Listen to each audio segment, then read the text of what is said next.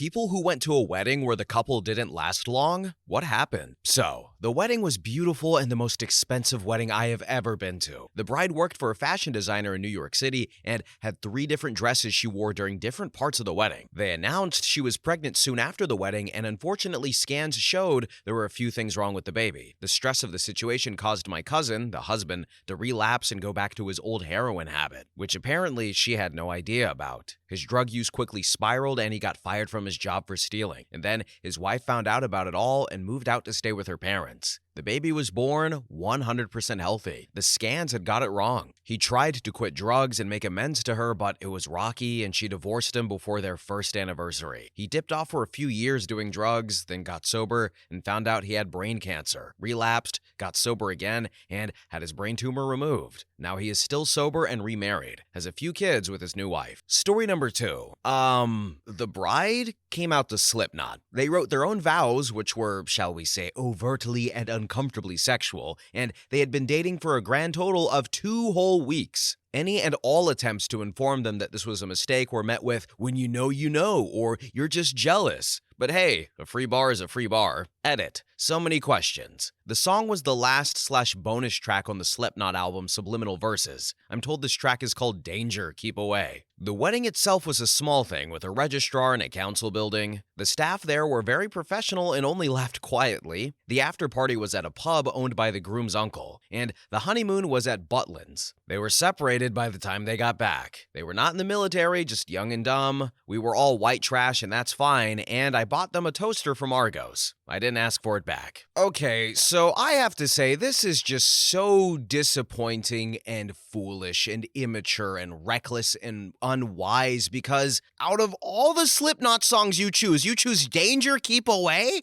Here's the thing about Slipknot. Even the people who don't even like them very much like Psychosocial, okay? Everybody likes Psychosocial. That's their best song. So instead, you should have came out to that one and get everybody excited and pumped for the wedding and say, hey, maybe I can get behind this 2-week disaster affair, or at least have a bit more fun during the occasion. Danger, Keep Away. That is so stupid. It's not a bad song, but just a bad choice for a bad wedding. And also, if I see any AI comments in the comment section,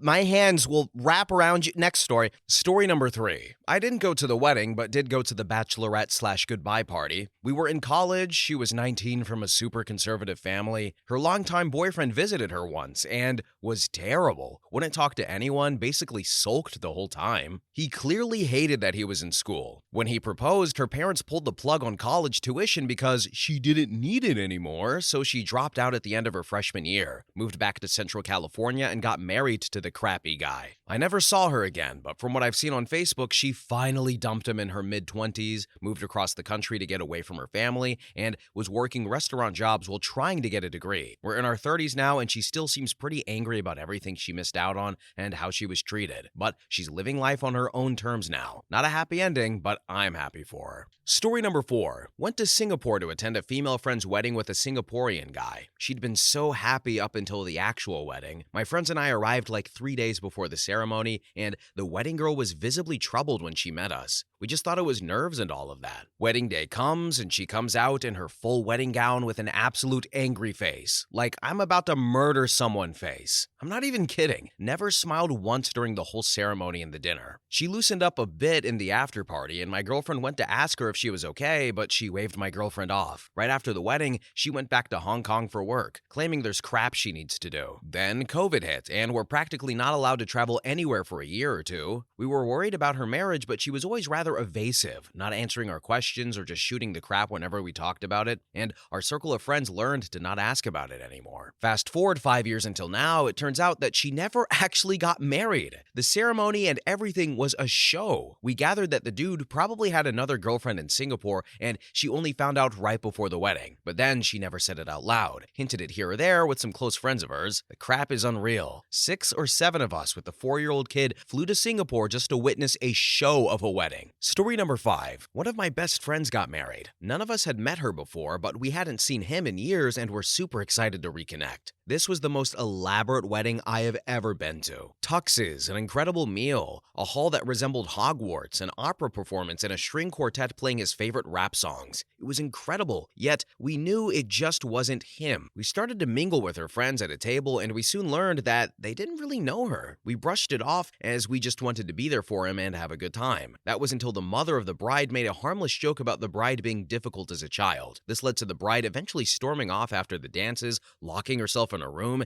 getting blackout, and berating him, his family, and many guests who had flown across the country to be there. It all started to click that she was just absolutely psycho. Most of the guests caught the vibe and left by 9:30 p.m. Me and my friends eventually sat with her friends and shut down the party. From 150 guests, down to 8. Why would we let everything go to waste? He quickly came over and he was able to calm her down and apologized to us and left. We honestly thought we'd never see him again. 6 weeks later, he called me. He had returned home. They were done. The story has just so many layers to it. Looking back, in the one day we had been around the situation, there were so many red flags. Thankfully, we have him back and he is thriving. Story number 6. I'm offering up this one because it actually ultimately has a happy ending. I got to know a guy in my hometown who had a wife from somewhere abroad. Every time I was around at his house, she'd glare at him, refuse to speak or acknowledge me, and just walked around like the physical incarnation of a thunderstorm. She was the exact same towards everyone else as well. When I asked my friend about this, he admitted she didn't really like where they lived, that being in a town in the UK, and in fairness, it was not the nicest area of town by a very long shot.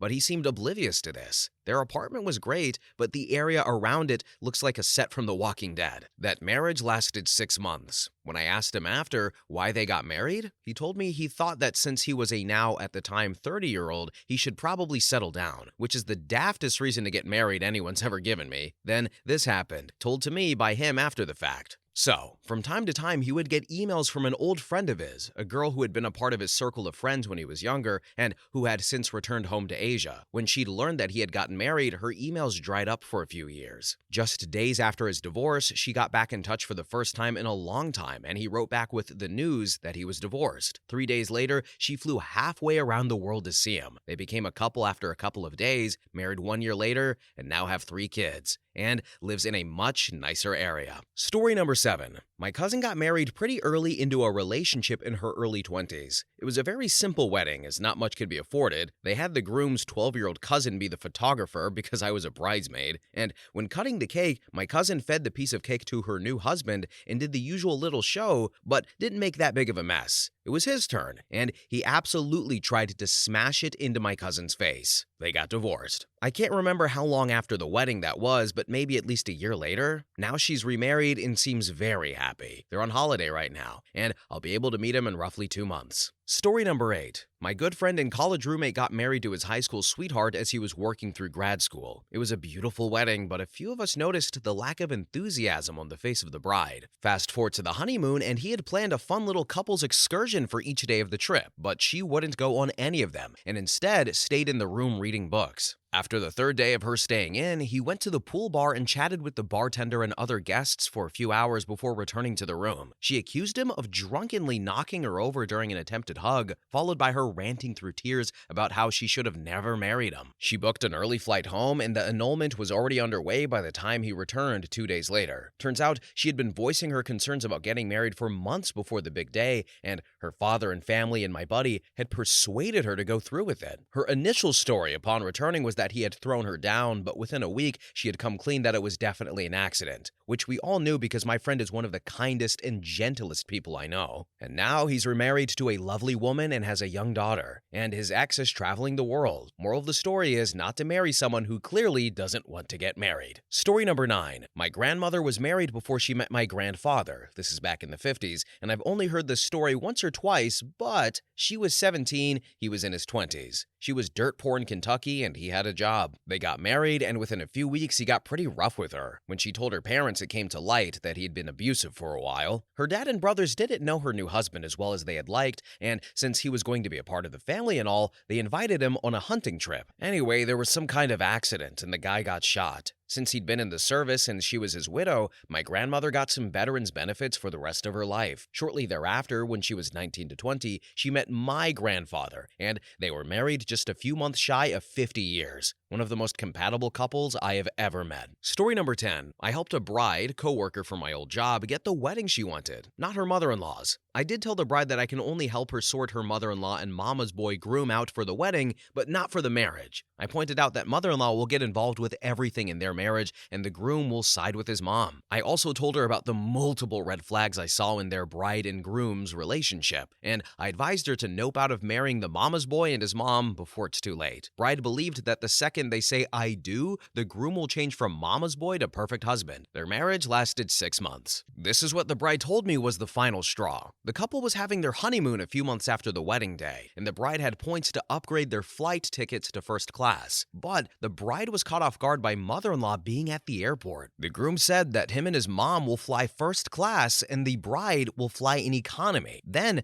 the groom said about their hotel arrangements, he and his mom will be in the honeymoon suite and the bride will be in a cheap single bedroom. Okay, so I've said this before on this channel, maybe really sparked, I think it was on this channel, but beyond the obvious stuff to be worried about, if I was a woman, the number one thing I would be worried about, romantically speaking, is meeting a mama's boy, because every story we read about mama's boys makes me want to rip my face off. These weak, impotent, spineless men and their overbearing, controlling, evil mothers do not pass the vibe check, okay? That is a scientific fact. Anyway, next story. Story number 11. I went to a wedding that was basically a gaslighting trap for the bride. The groom was a scumbag. His only skill was scamming unemployment for extensions based on fabricated reasons and grifting off the bride. They had a newborn, and she had 2 other kids that he had calling him daddy at the time of the wedding, which was at his parents' house, by the way, and performed by one of his buddies that got ordained just for this event. The bride was working 2 jobs to afford a home for the both of them, and my wife was the only bridesmaid that was her friend. Basically, throughout the night, there were several ill-concealed insults to the bride, and he danced with other women before the first dance, and he broke off their first dance awkwardly and quickly, but danced with his mom for the full song. The bride ate alone with the baby while he ate sitting next to and flirting with other women at a different table. Then, as the night went on, things just got out of hand. He and the entire bridal party, excepting my wife, continued to ignore her while dirty dancing with other women. His parents said some nasty crap to her, and when she finally got upset and confronted him, the groom's parents literally snatched the baby and kicked her off of the property. She was not able to see her own newborn until the county sheriffs came 3 days later and basically said,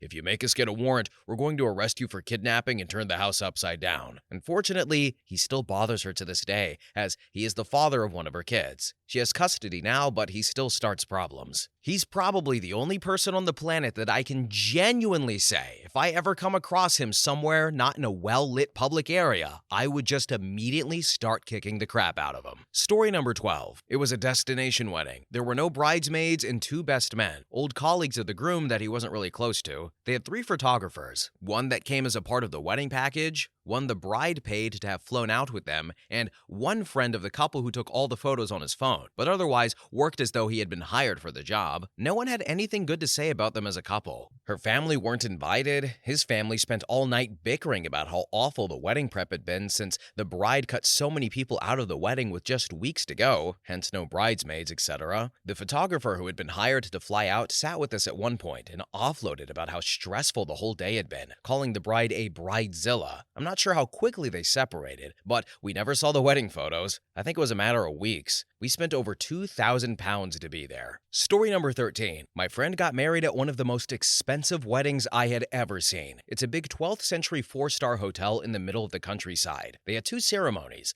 a legal one with just a few of us there, and then an amazing meal, and then in the evening, a religious blessing at the party that was bigger in front of a couple of hundred people. Then fireworks and a totally free bar all day. It was probably worth around £40,000 at least. The whole relationship had started strangely. My friend, who was pushing 50, told his 23-year-old partner that he was 36. They lived in the garage of the partner's grandmother. Friend came clean about age. Partner said he always knew and that it was fine, but not to tell his friends and family. And they'd only been together for about 3 months before they got married. At the wedding, it was very obvious that my friend was older than the partner's parents. After the wedding, they continued living in a garage. On their first anniversary, they stayed in a hotel near us, and we went to get dinner with them. And my friend's partner talked about all the clubbing and going out he did, while my friend was much more the homemaker. About 1 month later, my friend, the 50-year-old, messaged me telling me that they've split because he didn't like that the 23-year-old went out partying and to festivals and put with his mates all the time. He wanted him to stay home and be in bed by 9. The thing is, my friends had previously been on a long-term relationship with someone younger, and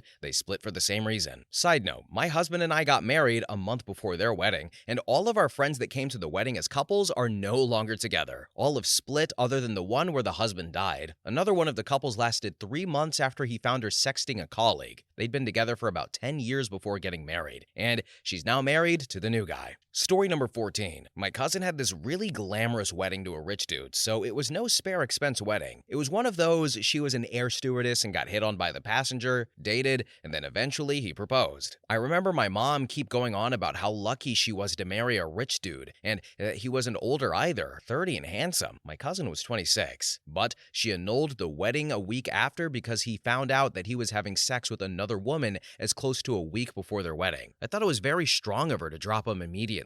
She was practically like an orphan growing up. Her mom was a mistress and her dad was married with another woman with kids. Both her mom and dad abandoned her into the care of an uncle who already had children too, and her life was not easy in that household. She was treated like an obligated burden. I was really sad that she didn't at least have a good outcome and meet a good man who can be good to her. Then, another famous one is absolutely heartbreaking. Billionaire daughter, celebrity in my country, married some dude after 2 years of dating, and apparently he completely changed after the marriage and became abusive. She divorced him 2 months later, and he wanted all of his wedding gifts back. Story number 15. Don't know if this qualifies. I had a fishing buddy/friend who was an amazing artist. Had a successful business he ran alone, was super attractive, big outdoorsman, smart as hell, a math whiz, a little bit nerdy. He could not find a decent woman or have any serious relationship. It was inexplicable to me, as he was one of the best-looking men I have ever known. He had these amazing bright blue eyes and jet black hair. He had bought this big, huge 4-bedroom massive home in the mountains in Colorado under the belief that he would have better luck finding a woman there. He lived for fishing and hunting and wanted someone who would at least go camping. He would tell me about all the strange women he dated. He met this woman, Janet, and fell madly in love. She pretended to be super outdoorsy. He drove her out so I could meet her and announced they were getting married. Everyone tried to convince him not to, or at least do a prenup, and they had been together a month. Well, he refused the prenup, and his family tried to talk him out of the marriage at the wedding. It was not a happy event. 5 months later, she was cheating on him, told him she hated camping and hated him. It was a bitter fight. He told her to get out of his house, and she said it was half hers and she was going to take him to the cleaners. He saw an attorney the next day who was able to annul the marriage because they had been married less than 6 months. Janet got nothing. If she had waited just a few more weeks, she would have gotten half of everything. Story number 16. I seem to have canceled a wedding before it even started. I was on a business visit in New York, eating alone in a restaurant, and next to me was a hen party with all the girls celebrating one girl going to be married. For some reason, the bride-to-be decided to sit at my table and talk about her big wedding. She also asked if she was right in marrying the guy. So, being nice, I asked where they met, what she likes about him, what he is doing for her to treat her right, where they're going to live, the usual. Unfortunately, the more she spoke about him,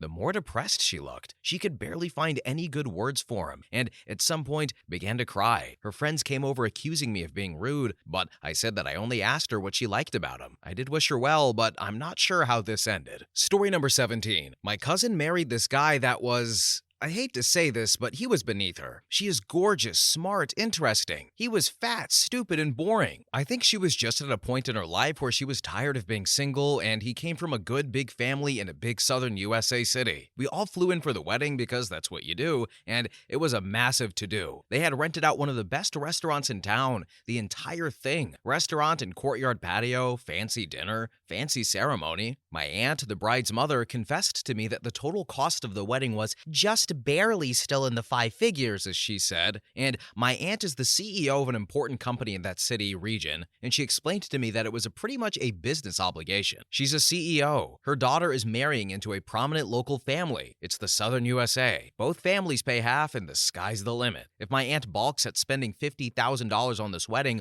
word will get around town that she's not reliable as a business partner, not a straight shooter, not the right type of person to sign a big contract with. It could cost her and her company millions. So my awesome cousin and the fattest, ugliest, laziest member of this other prominent family have their amazeballs wedding. World-class food, amazing cocktails, flowers that would make a botanist cream their pants, the works. The marriage lasted about 8 months. Mr. Wrong just didn't do crap. My cousin kept her job, not necessarily because she needed the money, but because she liked her work. And it's good to have something, to do. And Mr. Wrong just didn't do anything. He didn't need to work because he had family money, but, he could have, rebuilt a classic car, learned to fly a plane, taken Italian cooking lessons. Bro just didn't do crap. And my cousin realized he was a loser and just bailed. And I'm glad she did. And as crazy as it was that my aunt had to spend all that money, I get it. After spending 3 years now working on the Southern USA, I get it. Story number 18. A tale as old as time. One of my roommates in college got engaged to a guy in the army after dating for less than a year. My roommates and I were so confused when she came back from Christmas break engaged. During our senior year, the fiancé was deployed and my roommate became best friends with the bouncer at our local bar, spending days and nights with him but denying there was anything going on. Girl, our bedrooms are right next to each other, and well, when her fiancé got back, one of his groomsmen had to drop out of the wedding, so she insisted her new best friend be a groomsman. I declined the wedding invite because it was obvious how screwed up the situation was and I didn't support it. Definitely made for awkward times as we still lived together up until the wedding. Myself and another roommate did try to tell her fiancé what was going on, but he totally blew us off. I think he was just in denial and made excuses for her. They lasted 10 months, I think. Story number 19. Backstory. The best man lent the spare bedroom of his apartment in the city the wedding was being held at to 2 out-of-state groomsmen, friends of the bridesmaids, and he had to leave his apartment for what he thought was going to be a few hours for an emergency work call in IT that turned out only took him an hour. So he got back to his apartment and he heard some banging noises coming from inside. So he pulled up his security camera footage of the living room to see both of the groomsmen and the bride partaking in group therapy on the living room couch. So instead of barging in and catching them in the act, he went back down to his car till she left, took all of the camera footage without audio, and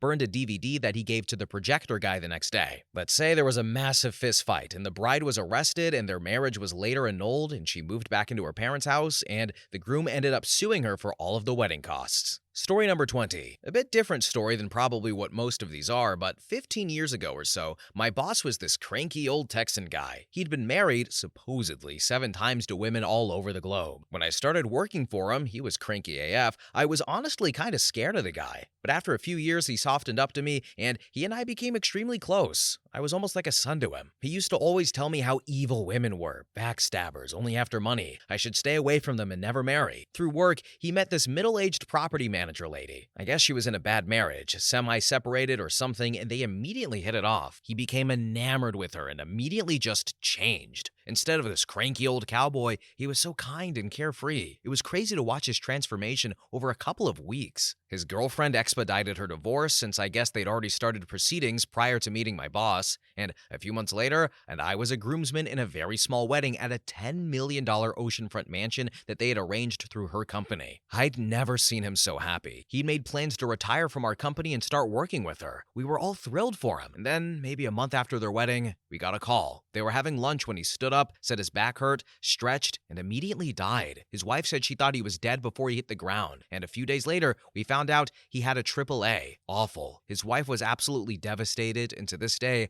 I still miss that mean old bastard. So, since sometimes Redditors don't like providing extra information or elaborating what acronyms are, a AAA, because I had no idea what it was, is not a car service, but an abdominal aortic aneurysm. And according to the brief research I've done, this is referring to the aorta that runs through the chest, and apparently this doesn't cause any symptoms, and the person is usually unaware that they have it until it leaks or bursts, unfortunately, and it seems like it happened to this guy here. Anyway, next story. Story number 22. He was in the first year of a residency, and he had an emotional affair within the first year of marriage. They did therapy, but he said he was already in love with another woman. He eventually said he needed to be with someone on his level intellectually. His ex-wife was a damn naval engineer and worked on complex propeller systems. He only dated the homewrecker for a few months once they separated and divorced, and she came from a wealthy family. Their wedding cost $200,000 easily. It was insane. I was a groomsman. He has since bounced around in lots of relationships and is currently dating a woman in London while working in New York City. I think he's effed up in the head. He can't stay in a relationship long, falls in love easily, then moves on. It's awful because his ex-wife was a smart,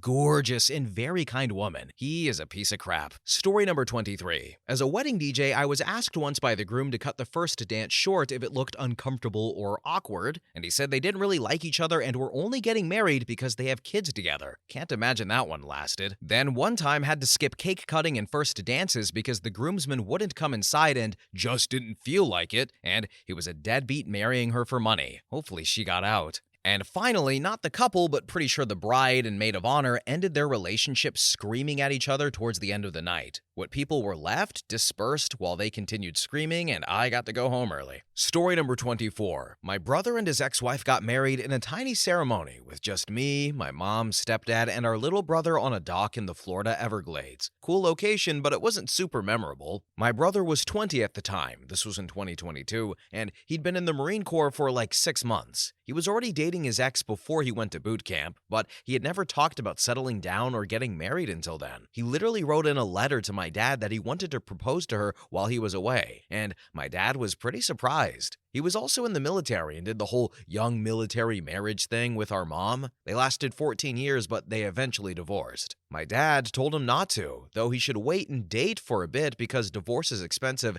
and it's hard to go through. Of course, they did it anyway. I could tell before they even got married that they wouldn't make it. That sounds harsh to say, but they did not act like a married couple. They were both immature and bickered like a high school couple all the time. She had some mental health stuff that he struggled to deal with, and she didn't like that he was working 12-hour shifts daily. She didn't have a job, a license, or even her GED. What ended things eventually was when my brother was making plans to go back to Florida or somewhere else for school. When my mom asked his wife what she'd be doing, she said she was considering moving back home so she could get a job and figure things out. Like, you're married, but you want to go back home? They'd already separated once, and with that, it drove them even further apart. She told my brother she wanted to separate again, and he said if they broke up, this would be it, because he wasn't going to do the back and forth thing with her, and that he needed to get on with his life at some point. It was kind of clear that she had no plans of staying with my brother for the long haul. She wasn't ready, neither was he. She's not a bad person at all, but she really didn't know what marriage would be like. I think they both thought it was like dating, but you just had a piece of paper saying you were together. Either way, I love them both, and I'm sad it didn't work out for them, but it's for the best. Story number 25. My brother met a woman at his job. She was dating another coworker, but he managed to talk her into going on a date with him. We were happy for him, and we were even taking bets on whether or not he would get laid on the first date. He did. Not long after, the police were asking him to come down to the police station to speak to them. I went with him, and he went into the office to speak with the officer privately, and when he came back, he was telling the officer that what the woman had told him was definitely not how things went. It turns out she had reported my brother for SA.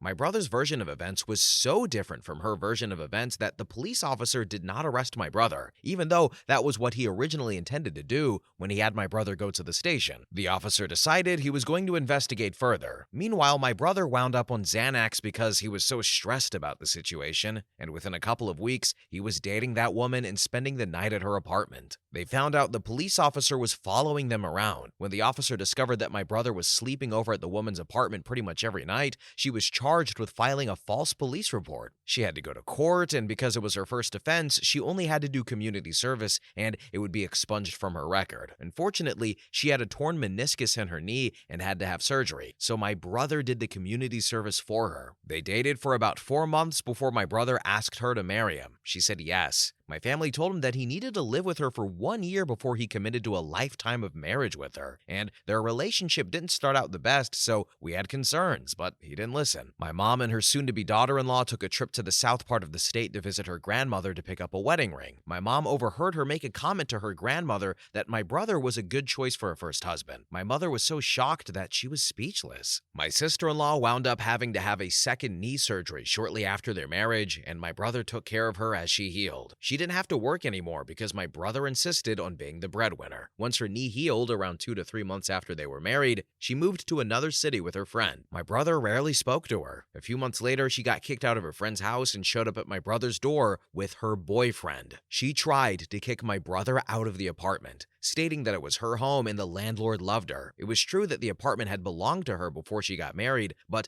the landlord liked my brother a lot because he did all the yard work and paid rent on time. My brother went for a walk and called the landlord to let him know what was going on, and the landlord told my brother that if he wanted him to go over to the apartment and kick her and her boyfriend out, he would absolutely do that. My brother declined and said he just wanted to see if the apartment was his or not. He returned home and told his wife that her boyfriend was leaving. My brother even gave him a ride. When he returned home, he let his wife beat him up. All he wanted to do was let her vent her rage so they could get back on track. And then they filed for divorce and his wife moved to Connecticut with her boyfriend. She didn't even bother to come home for the court date. She phoned it in. The funny part is that she wasn't with her boyfriend for very long. He moved back to our state and he left her in Connecticut. He's now friends with my brother, and they pretty much both agree that she is nuts. Interestingly, she had a son a couple of years later that she named after my brother. For those wondering, it isn't his child. And his marriage lasted less than a year. If you made it this far into the story, you're a rock star. Story number 26.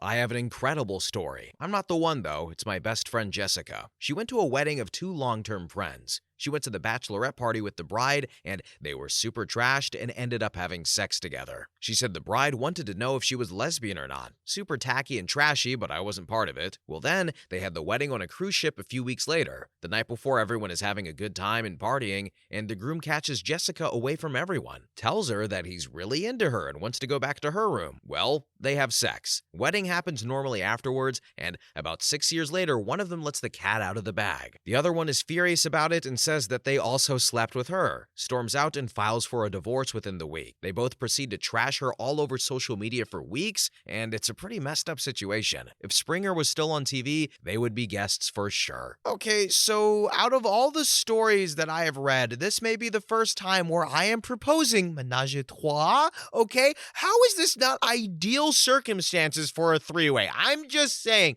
okay? You know, regardless of what you think about cheating and open relationships, it's like, this is the easiest avenue to a three-way I think I've ever seen, at least on these channels. What a failed opportunity. You trashed the lady. You seduced her and then trashed her. How dare that couple? They deserve to be divorced for the same thing that they did to each other. Anyway, next story. Story number 27. My older brother is a really crappy person. I am the second child. I got engaged back in early 2014, and not too long after, we picked a venue and set a date for June of 2015. From the moment I got engaged, my brother started complaining to my mom that I was trying to upstage him or something by getting married first. He had been dating a woman for a few months, and a relationship he had told all of his friends he wasn't that serious about, and he wasn't really that into her. By late 2014, he had proposed. He told my mom he was trying to set a date before May of 2015, specifically so he could get married before me. I didn't care at all, as I'd been very distant for nearly a decade at that point, only saw or spoke to him at large family gatherings. But my mom cared, and she told him if he set a date to try to upstage my wedding, she wouldn't attend. So when they booked a venue, they set the date after mine. All through the planning, we heard about what a bridezilla she was being. Literally, the only thing I heard about her through my parents and other siblings was about how much my brother was complaining about her. The week before the wedding, he apparently got very drunk and spent hours complaining to my dad about her. So much so that my dad was genuinely questioning why he was marrying her and reassuring him that he could back out if he wanted. Less than a year after the wedding, we found out she was moving out as a trial separation. She shortly moved back to her family across the country and filed for divorce. At the time, the story we heard is that she had some serious medical problems and needed to get on my brother's health insurance to be able to afford her treatment. He told us that once she was done with her treatment, she left him and he learned she was only ever with him for the insurance. This sounded suspicious at the time as her family is pretty rich. The wedding was at the massive country club that they're a part of. Years later, I found out the real reason she left. He was a dangerous alcoholic around her, physically abusive, and even threatened her life. He had some friend group who he would regularly go out drinking with, then drive his motorcycle home completely drunk. When she tried to talk to him about his drinking and driving, he would get aggressive. One time, he threw her down a flight of stairs, and another time, he pulled a loaded gun on her. That was the incident that made her leave. He's married again now, to a woman who looks almost identical to the first wife, and they have a kid. I haven't seen him in person since late 2020 at our sister's wedding. The new wife intentionally started a ton of drama with my parents to the point where my brother said a bunch of really hurtful and insulting things about how terrible of parents they are. They're not, by the way. And also, he's not disowned, but every time he talks to my parents, he makes my mom cry. She went to their wedding shower, baby shower, and to see the baby a few times. He recently just turned 1, and every time he ignores her for half the visit, then says something mean along the lines of, "Well, if you weren't such a terrible mother to me, maybe I'd let you see my kids more often." Really, all around, just a terrible, awful person. Story number 28. I spent tens of thousands of dollars paying for my rushed wedding to my ex-wife because she got pregnant while we were engaged, and apparently we needed to get married before she started showing, or else everyone would find out we'd done the deed before getting married. How shocking. We had this massive wedding with 400 people, almost all of them her distant relatives I had never met. Her dad and his buddies ran up a $4,000 drinking bill at the hotel bar all night. And in spite of paying for a massive buffet, I didn't get to eat anything because I had to pose for photos with people I didn't know all night. Oh, and someone thought it was a good idea to play the Broken Heart song Out of Reach for our first dance. Leading up to the wedding, my ex-wife got progressively more angry, aggressive. She tried to stab herself in the belly because I didn't return a movie rental. And on the way to officially register the marriage, she had a massive tantrum, pretended I was attacking her, and nearly got me arrested. Then, a month after the wedding, she had a miscarriage, and her son died 8 months into the pregnancy. She had to deliver him stillborn, and while I never got to hold him, I will also never forget his face. A month after that, she emptied out my bank accounts, maxed out my credit cards, and ran off to Australia with the man she'd been having an affair with the whole time. Never saw her again. Story number 29. My cousin, who I am extremely close with, got married last June. The groom yelled at her in front of everyone because he forgot to tell his family where and what to do for the rehearsal. The bride says, "I haven't asked you to do anything but keep your own family informed." And he yells in her face, "You're the one who wanted this wedding." And the groom shows up to the rehearsal, picks up the groomsmen, and leaves. They didn't come with us to dinner, didn't pay as is customary, nothing. They said they didn't want the food that the groom picked and chose to go elsewhere. Last week, their washing machine broke, and the bride was trying to ask her husband if he noticed something going on with the washer, and he started screaming at her that he couldn't deal with this right now. He tried to start the washer despite the problem, and when the bride said not to, he started screaming in her face to get out of their new house. So, she packed a bag and left. She's staying with her mom, and he hasn't called or texted her for a week. It's been less than 11 months since they got married. Story number 30. Maybe about 11 years ago, went to my friend's brother's wedding. The ceremony took place on their neighbor's front yard in the lower middle-class suburbs. The groom's dad bought him a really nice suit that was immediately ruined as the groom decided to top it off with a $10 Walmart fedora. The bride wore the dress from her previous wedding. Then they're doing the whole "do you" blah blah blah,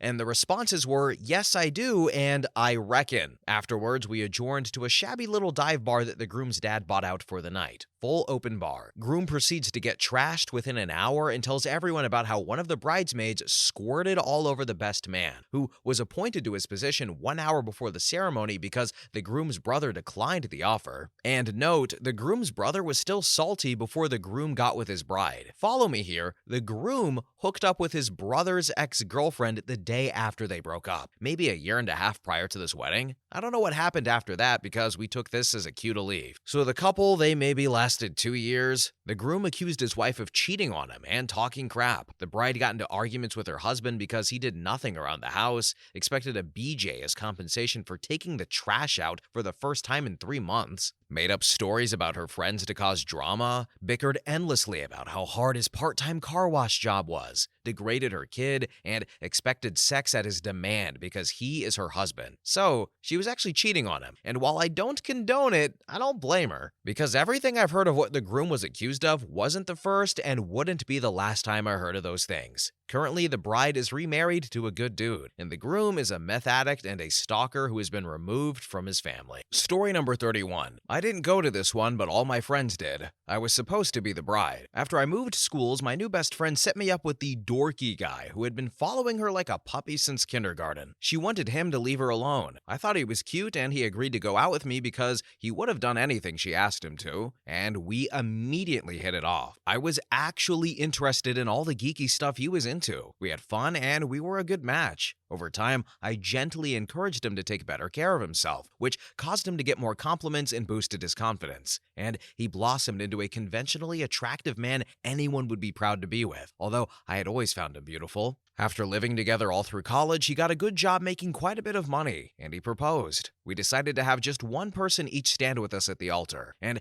we had lost touch with my old high school friend, but she had recently moved back into town, and she was the reason we were together in the first place, so I asked her to be my maid of honor. She was absolutely shocked at the change that my fiancé had gone through, and she made quite a few jabs about how even though she was the hot one, I was the one getting married first. She was dating someone at the time and gave him an ultimatum to propose, but that naturally didn't work. She started coming over for long stretches of time to help plan the wedding. She would accidentally show up when I would have late shifts at work and he would be home, then stay so that he wouldn't have to eat dinner alone. And of course, I caught them effing 2 weeks before our wedding, but that's when it gets really weird. You see, I had no idea just how jealous she had been of the attention that the wedding had gotten, but she decided that she wanted to be the bride at this wedding. They didn't change the date, the venue, the music, nothing. They used the rings, florists, centerpieces, decorations, and catering we had already paid for, with our joint checking account, by the way, which still pisses me off, and they didn't even tell the guests or the officiant what was going on. This was before Facebook, so there wasn't a way to just post the news. We did all grow up with mostly the same friends though, so many of them turned up to the wedding and got a lovely surprise new bride, and she actually asked me to be her maid of honor. Edit. They are still married. He has lost his great job from stress. She has publicly cheated on him several times, even went on a cruise with a guy that she was sleeping with, and he always takes her back immediately. I found happiness, so I truly hope they are happy together, but all signs point towards no. Story number 32.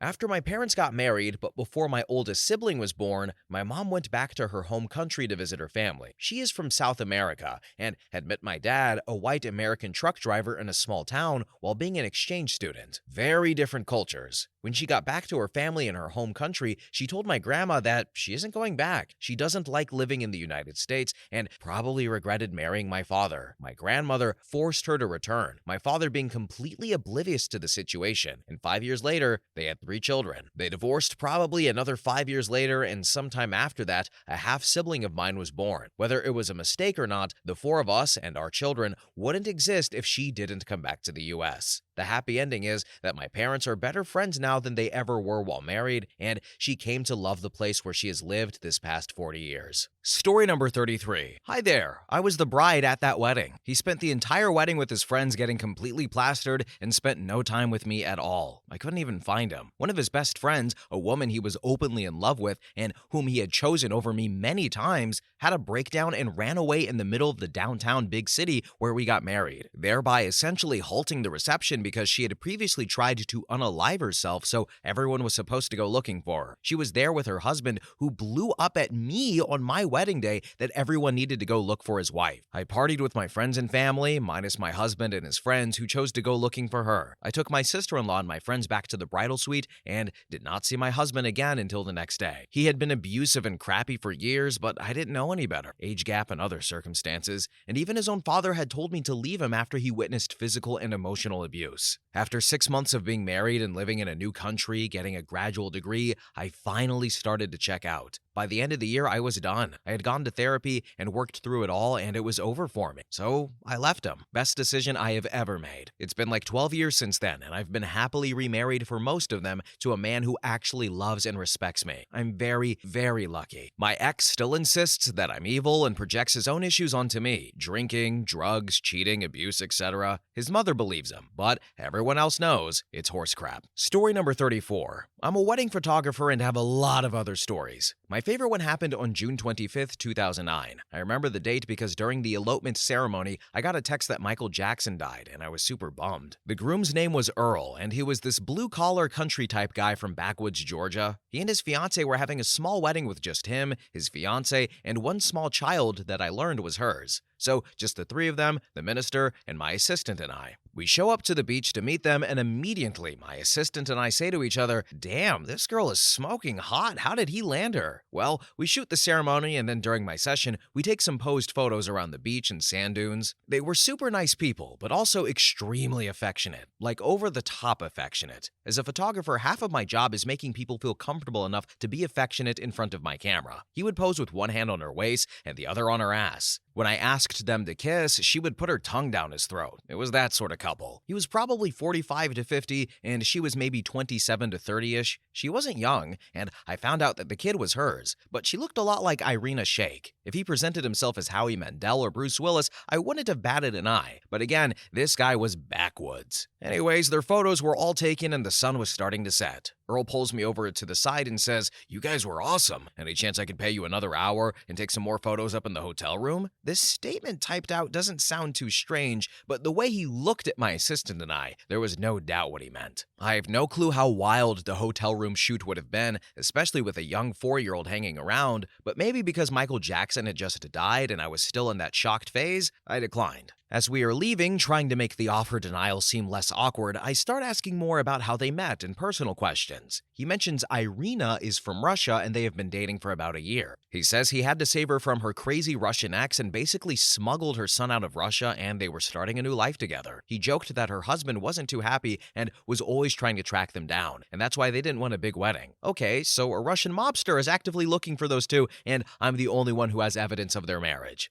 Great, let's get out of here. At this stage of my photo career, I post almost all of my best photos from every wedding onto Facebook and tag the bride and groom. Anything to network and build returning clients or attract their friends, right? Earl and Irina were no different. Well, July 18th, 2011 rolls around and I get a Facebook message from Earl. He tells me to please remove and untag him from my wedding album because they are no longer together. I wish I had more details as to what actually happened, but seeing how he reached out exactly 2 years later, I suspect that Irina got her green card and immediately filed for divorce. That's the story I hope happened, with the Russian mob ex-boyfriend looking for Irina and the son being smuggled illegally out of Russia. There was always a chance the story was way more interesting or depressing. At least Earl made it out safely, but I still think of him every now and then and wondered how he must feel, 1, being divorced at 52 from a smoking hot supermodel-looking girl, and 2, how he so easily got scammed for a U.S. citizenship. It must be pretty embarrassing and shameful, but I'm not here to judge. But I tell this story every now and then, and I do now regret not accepting their offer to take additional photos because having those would have been an amazing souvenir to punctuate this story. Faces blurred out, of course. Story number 35. My sister got married to her first husband and he was crap tanked, like swaying during our Church of Christ church wedding. It's not my religion anymore. I just grew up indoctrinated in all of that COC, do it or burn from birth. When it came to the vows, he couldn't repeat them, so he said, "You just say it and I'll agree to that." And the preacher, who we had known since we were knee-high to a pig's eye, is really trying to get her wedding to go smooth, and maybe a little shorter, bless him. But at the end of all the vows, the preacher said for the husband, because he was too drunk to repeat all that in front of the crowd, blows air out of his lips, making the nervous, frustrated raspberry sound,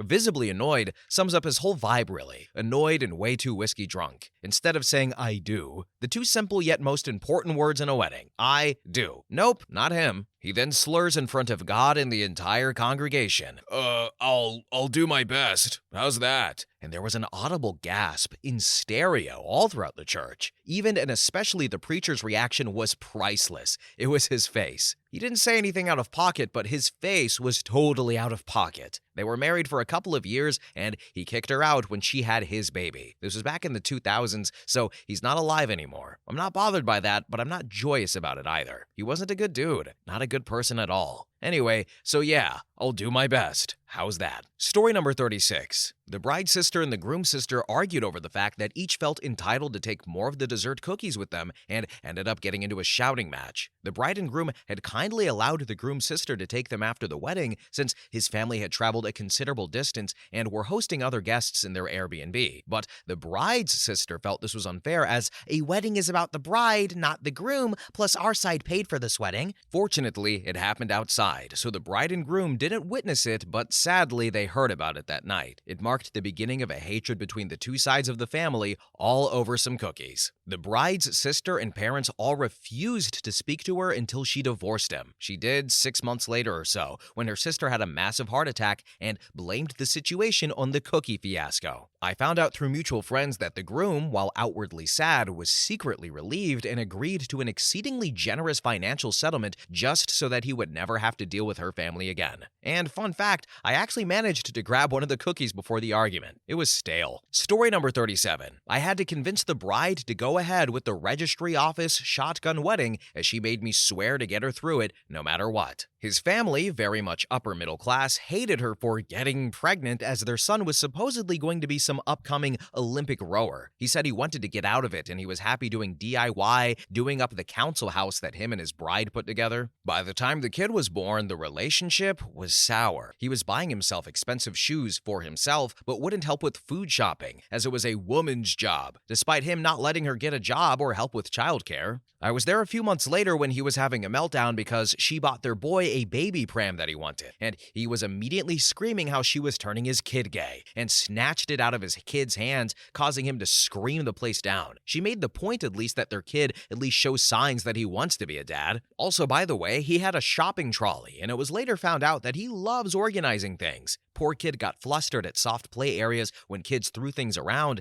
and he would stack the giant foam shapes in a corner. They split not long after that. His parents blamed her, then she told her story to a magazine how he was caught with a prostitute who was trying to get an abortion. Story number 38. My uncle. He was always just terrible with money. My dad always said giving him money was the equivalent of setting it on fire. Problems with gambling, and I suspect drugs. They quickly had a kid they didn't expect. Both on the older end for parenthood, by the way, 45 and 42 when they had him. The stress of an unexpected baby when they were definitely feeling past that stage of life, plus him filing for bankruptcy within 2 years of their marriage. He ran yet another business he started into the ground, ultimately led to her slapping him with divorce papers around 2.5 years in. I saw them both at another wedding recently, looking salty as hell with each other even though it's been over 15 years since then. I was a teenager when they divorced, so I didn't hear all of the gritty details about it, but I've definitely gathered over the years that it was a divorce straight from the pits of hell with quite a lot of police intervention. Story number 39. Bride was my friend at the time. Something felt a bit odd about the guy she married, but couldn't put my finger on it. Wedding itself was huge, great party, had an amazing time, and was glad to see my friend being so happy during the wedding. Soon after, he started acting up. Seeing he sealed the deal, he decided she should drop out of university. Since she was supposed to become a housewife anyway, they both came from a rather traditional family, resulting in marriage before living together since women who live with men they aren't married to are considered whores. Her not wanting to be a housewife caused some uproar to begin with, and he started trying to kind of prevent her from studying at home, giving her crap for not cooking traditional food properly, etc., and at some point he pushed her, which was near the end. They broke up within the first year. He started dating quite quickly after that and acted like it was all her fault. Never apologized, never showed remorse, truly bizarre. I met up with her a lot during that time, seeing we were good friends at the time and had been for well over a decade. During those weeks after, she started being very clear about wanting some extra comfort. Seeing we were both single at the time. She didn't want me to catch feelings though, pressed about that quite hard too. I had feelings for her in the past, but hadn't in recent years, so I wasn't too concerned about that. One thing led to another, had a pretty spectacular afternoon. I had started dating in the meantime, my now wife and mother of our son, and she started becoming very distant, upright annoyed at times, and broke off our friendship soon after. Ironically, she caught feelings. We are one of those people who literally effed up our friendship, though I doubt it's very uncommon when a straight man and a woman are close friends for long. You start to think if there's any possibility of there being more. We sort of explored that, which resulted in not being in touch anymore. In retrospect, I don't regret it. I think it was bound to happen at some point. At least, we went out with a bang. Story number 40. A friend moved across the country to study music, I think, within a huge church setting. She reconnected with someone that had moved there years earlier, and they started dating. He's a pastor at the church. She's 10 years younger than him,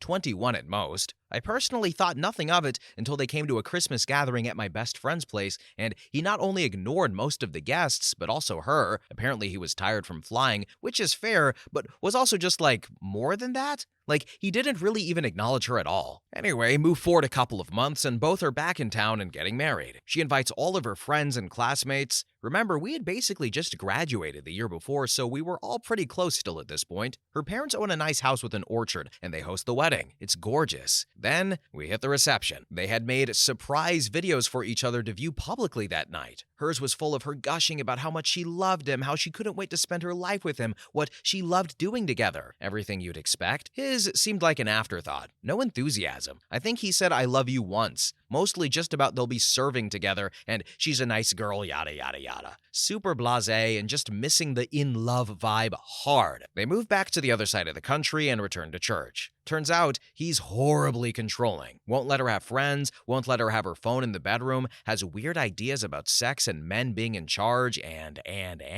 she eventually goes down to her landlord's place below her own and asks them for help contacting her parents to let her get home. Started divorce proceedings. I saw her a few months after she came back, and she was the most unhappy I'd ever seen her in all of our growing up together. Lasted less than a year, all said and done. She's now remarried with a gorgeous daughter and someone who treats her very well. I don't know what he's up to, but nobody I know cares. Story number 42. The wedding was the boring Catholic affair. However, the bride had asked explicitly not to have cake smashed in her face. He did it anyway. It became an ugly theme of their marriage. Before the wedding, my girlfriend hung out with the bride and got to hear a recitation of all of his flaws and how once they were married, she was going to fix them. Morgan Freeman voice, she in fact couldn't fix him. In classic controlling fashion, she quickly was too busy for any of her friends, who were a bad influence anyway. It took 2 years, but one night, she and her baby went to the store to get some groceries and, well, found themselves at a woman's shelter. But once the jig was up, he dropped all presence of caring. He didn't fight for or ask for visitation rights. He packed up his stuff and just left town and became a fart in the wind. She never saw him again. No forwarding address, nothing. Story number 43. My cousin married her high school sweetheart. We met the guy when he was 15. Our whole family immediately figured he was gay, but either hadn't realized it or was in the closet. No biggie, it's just high school. But then they got engaged immediately after high school. They were only 18. It's not a real engagement, we thought. They're just being stupid kids. Fast forward 3 years, and they actually go through with it. My uncle pays for a huge, extravagant wedding that the guy completely planned out and was being a huge groomzilla about it. We've known the guy for about 6 years at the point of the wedding, and he seems gayer and gayer by the year. But my cousin seems happy, and he seems to be a good husband, so maybe he's just flamboyant. No biggie. Fast forward 8 years after the wedding, he's been through numerous career changes and new journeys while seemingly being the gayest man on the planet. And he finally comes out as gay over Facebook, not even telling my cousin face to face, and says he's always known. I feel bad for the guy feeling like he needed to pretend for all of these years. I really do, but honestly, F him. If you always knew, you shouldn't have married my cousin. And also,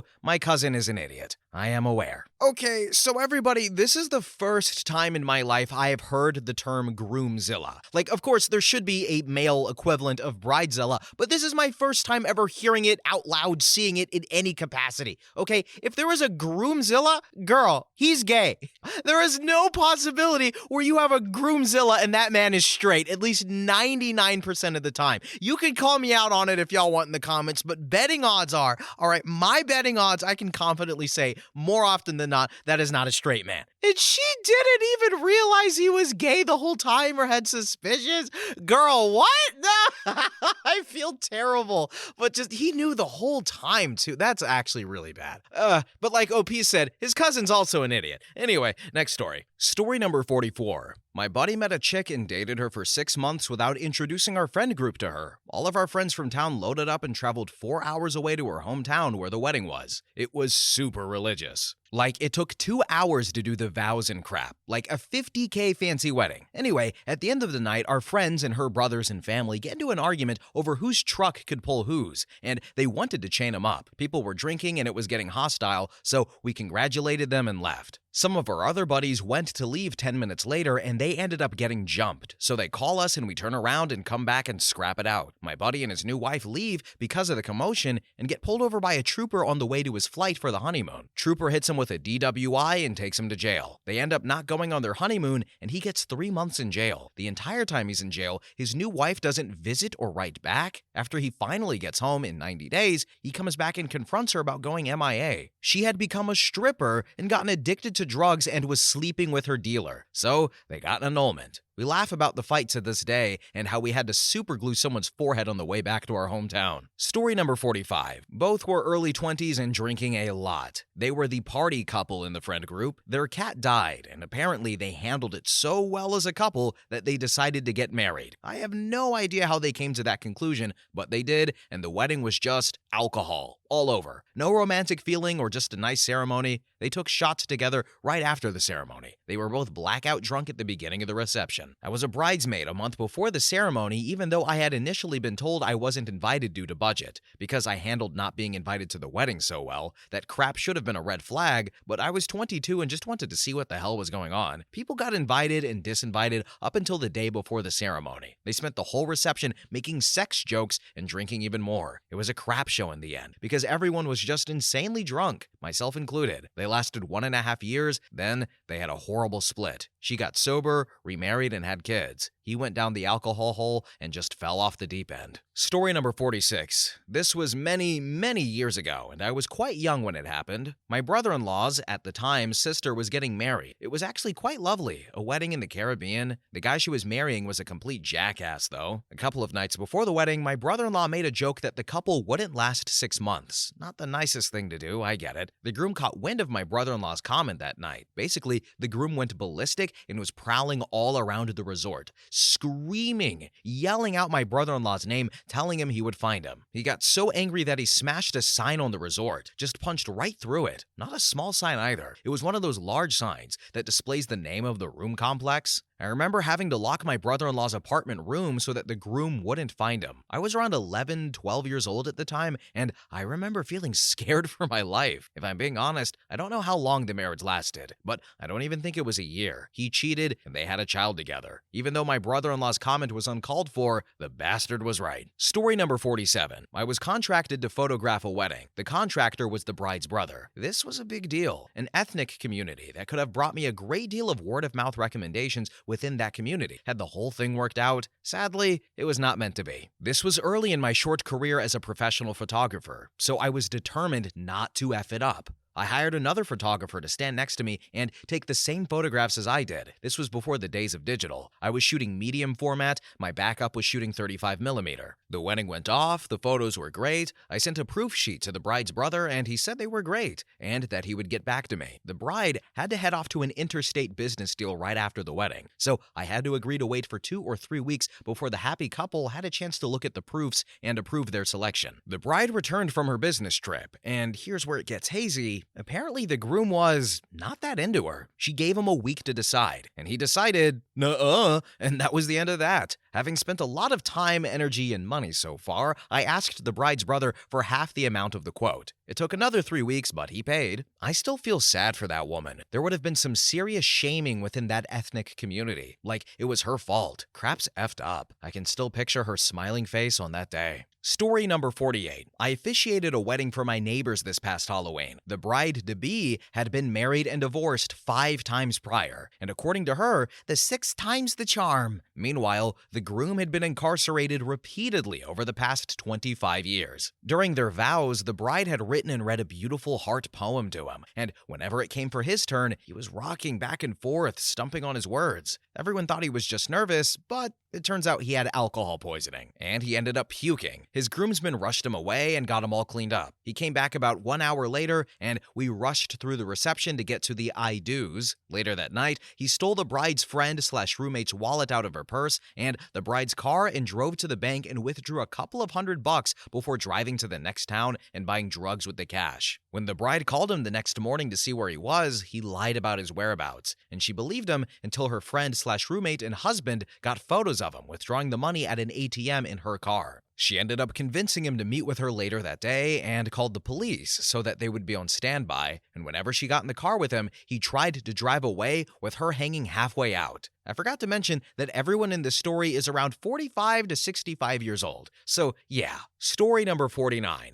Wish I would have seen this sooner. Man, do I have a story. My sister was with a gent for a while. He seemed okay, but I didn't mesh too great with him. Full disclosure, my sister and I aren't very close, so it wasn't too shocking, I suppose. Fast forward a few months later and he proposes. She starts the wedding process and would like me to officiate. Happily, I agree. The big day comes and everything seems well and good. During the reception and after a few drinks, I'm told that they were upstairs fighting and he ran out of the venue. Got together with him and he said that they had an argument and tempers are high due to the stress of everything and whatnot. Can't say I'm exactly thrilled with this for my sister, and it's so suddenly after the vows. In any event, they leave the venue together and will be heading out for a honeymoon a day or two later. Then, during the honeymoon, he calls me, tells me that he is sorry, but he can't marry my sister. Mind you, the wedding occurred, but not the marriage license has been filed yet. Confused, I ask him what the heck is going on, and I know the wedding night kinda got heated, but crap happens, blah blah blah. Well, he drops on me that they've been doing an open relationship experiment for a while, and my sister is in love with the lady she was exploring this with. First time I've heard of any of this, and after a bit of discussion with him, we both agree it's for the best for them to end things, and to separate before officially being married and making things even more complicated. My sister is furious about this, and mad I even got involved as it's not my place or business. He has his mindset, and what's done is done. In the end, they never got officially married. They separate and are doing okay now in their own respective lives. Moral of the story, before committing to someone,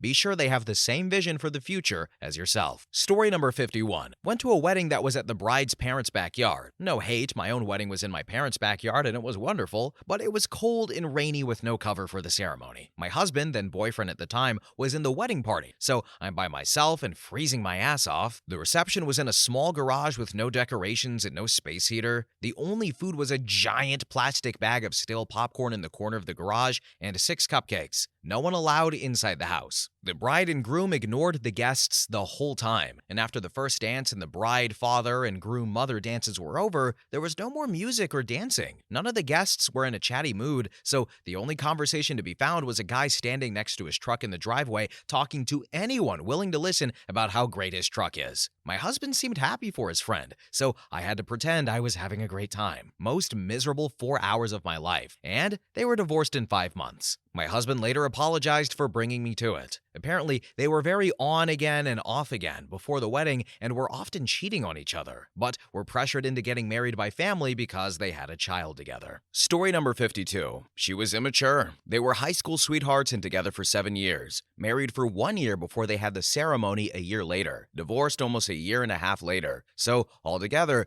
10 and a half years. He's a police officer, and she was or is a newly trained car saleswoman after working with special needs children for a few years. She always blamed him for marriage issues, which was something along the lines of lack of a connection. She went to therapy. He did not. I blame him for not trying that. But realistically, the problem was she was taking him for granted. He married her before the ceremony because she was sick with UC and didn't have insurance. He paid her car insurance, her car note, their rent expense for 2 dogs and outings, lots of outings. They by no means had excessive income. He went straight to the police force after his high school job/graduation. She went to college that was paid for through financial aid because her family is very poor. So they didn't have any extra disposable income, but he made sure she was provided for. At her car sales job, she met someone, which I later found out she knew from her childhood, but she didn't tell anybody that. She emotionally cheated on her husband with him, and I went to visit her parents, and her mom told me she went on vacation with him, and there may have been something more than emotional cheating. She ended up voicing more of her concerns about the lack of connection to her husband, and he ended up drastically changing. He went to some of the outings with her that he normally wouldn't have gone to. He does not drink, by the way, but at these outings, he would drink with her. He was doing a lot to try and be closer to her, even if it meant not necessarily enjoying it. They both enjoyed hiking and such, so they continued doing that. Friends became concerned, especially when the husband was doing things he wouldn't normally do. Eventually, it didn't work out, and she left him for the guy at the car dealership. They got a divorce, and she let the husband keep everything. Everyone was thankful for that. She got her own apartment, and within 4 months of the divorce, she announced her relationship on Facebook. She couldn't afford rent, so she moved in with the new guy and his 2 kids. And now they're getting a house together and are getting married. It's been 2 years. She was my best friend, my childhood best friend. Her family is essentially my family. I was more close with her than her husband, but after the divorce, I made an effort to keep in touch with him. He's doing well with the 2 dogs, and I ended up lending her $200 for an outing we took together. She never paid me back. After everything that happened, she just turned into a bad soul. Our friend group suspected she may have been using her husband for convenience and money, and I stopped interacting with most of them except her brother,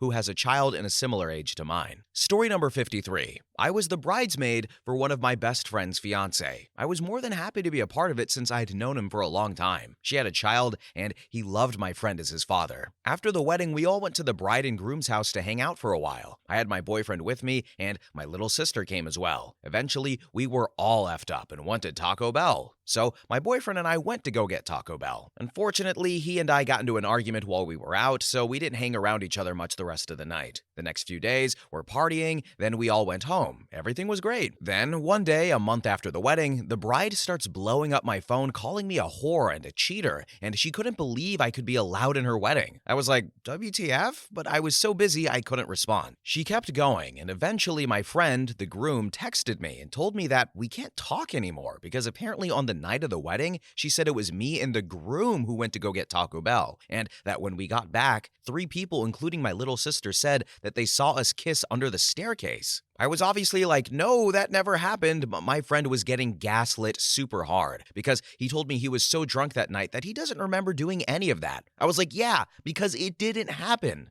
Also, I should mention that my little sister said that she didn't see that and never said she did, which would make sense considering I was with my boyfriend getting the Taco Bell and not with the groom. Well, long story short, the bride was actually screwing their roommate, the roommate that moved in with them, because he knew the bride and they were really good friends. Story number 54. The wedding was beautiful. Held at a golf course in the PNW at the end of spring and beginning of fall. Roughly a couple of hundred guests. They had a private ceremony at an old school church months before with close friends and family. The photographer for this ceremony made an old school film short video, which was absolutely stunning, and there was a viewing of it at the larger gathering. My eyes watered watching it. They had been together for a little over a year, and I was happy for them. Towards the end of the night, the bride was visibly drunk, along with the groom, like way past the point of intoxication that I would personally deem fit for such a large and important milestone gathering. You know that glazed over nothingness look people get when they are far too gone? They both had this look in their eyes. Most people had left, and there were a handful of close friends and family left over as the evening was coming to an end. We were all sitting around the dining tables, chatting, and the bride started to get up and chase after the groom's cousin. Apparently, the cousin felt as though she weren't good enough to be married to the groom, and the bride thought that now would be a great time to confront them. The groom was trying to chase after her, hold her back to avoid some sort of dramatic conflict. She got away, and I was standing in the group with the groom, some friends, and the groom's mom. Drunk myself and not sure how to respond to the scenario. Definitely in a little bit of shock at how things were unfolding. The mom was crying and the groom said, "It's always something with her." And I felt sad for the mother who I had just met that night and offered her a hug. I felt sad for everyone, especially the bride as she was one of my friends who had invited me to show up to her special day. I flew back just to be there. But apparently, the wedding was the straw that broke the camel's back. They began the split and divorce process immediately after this grand event. It came to the surface that he was very controlling, abusive, and toxic. I'm glad that they are both free from this relationship. I couldn't believe the series of events, and especially the chaos at the end of what should have been one of the best nights of a couple's lives. If I do decide to get married, which I'd love,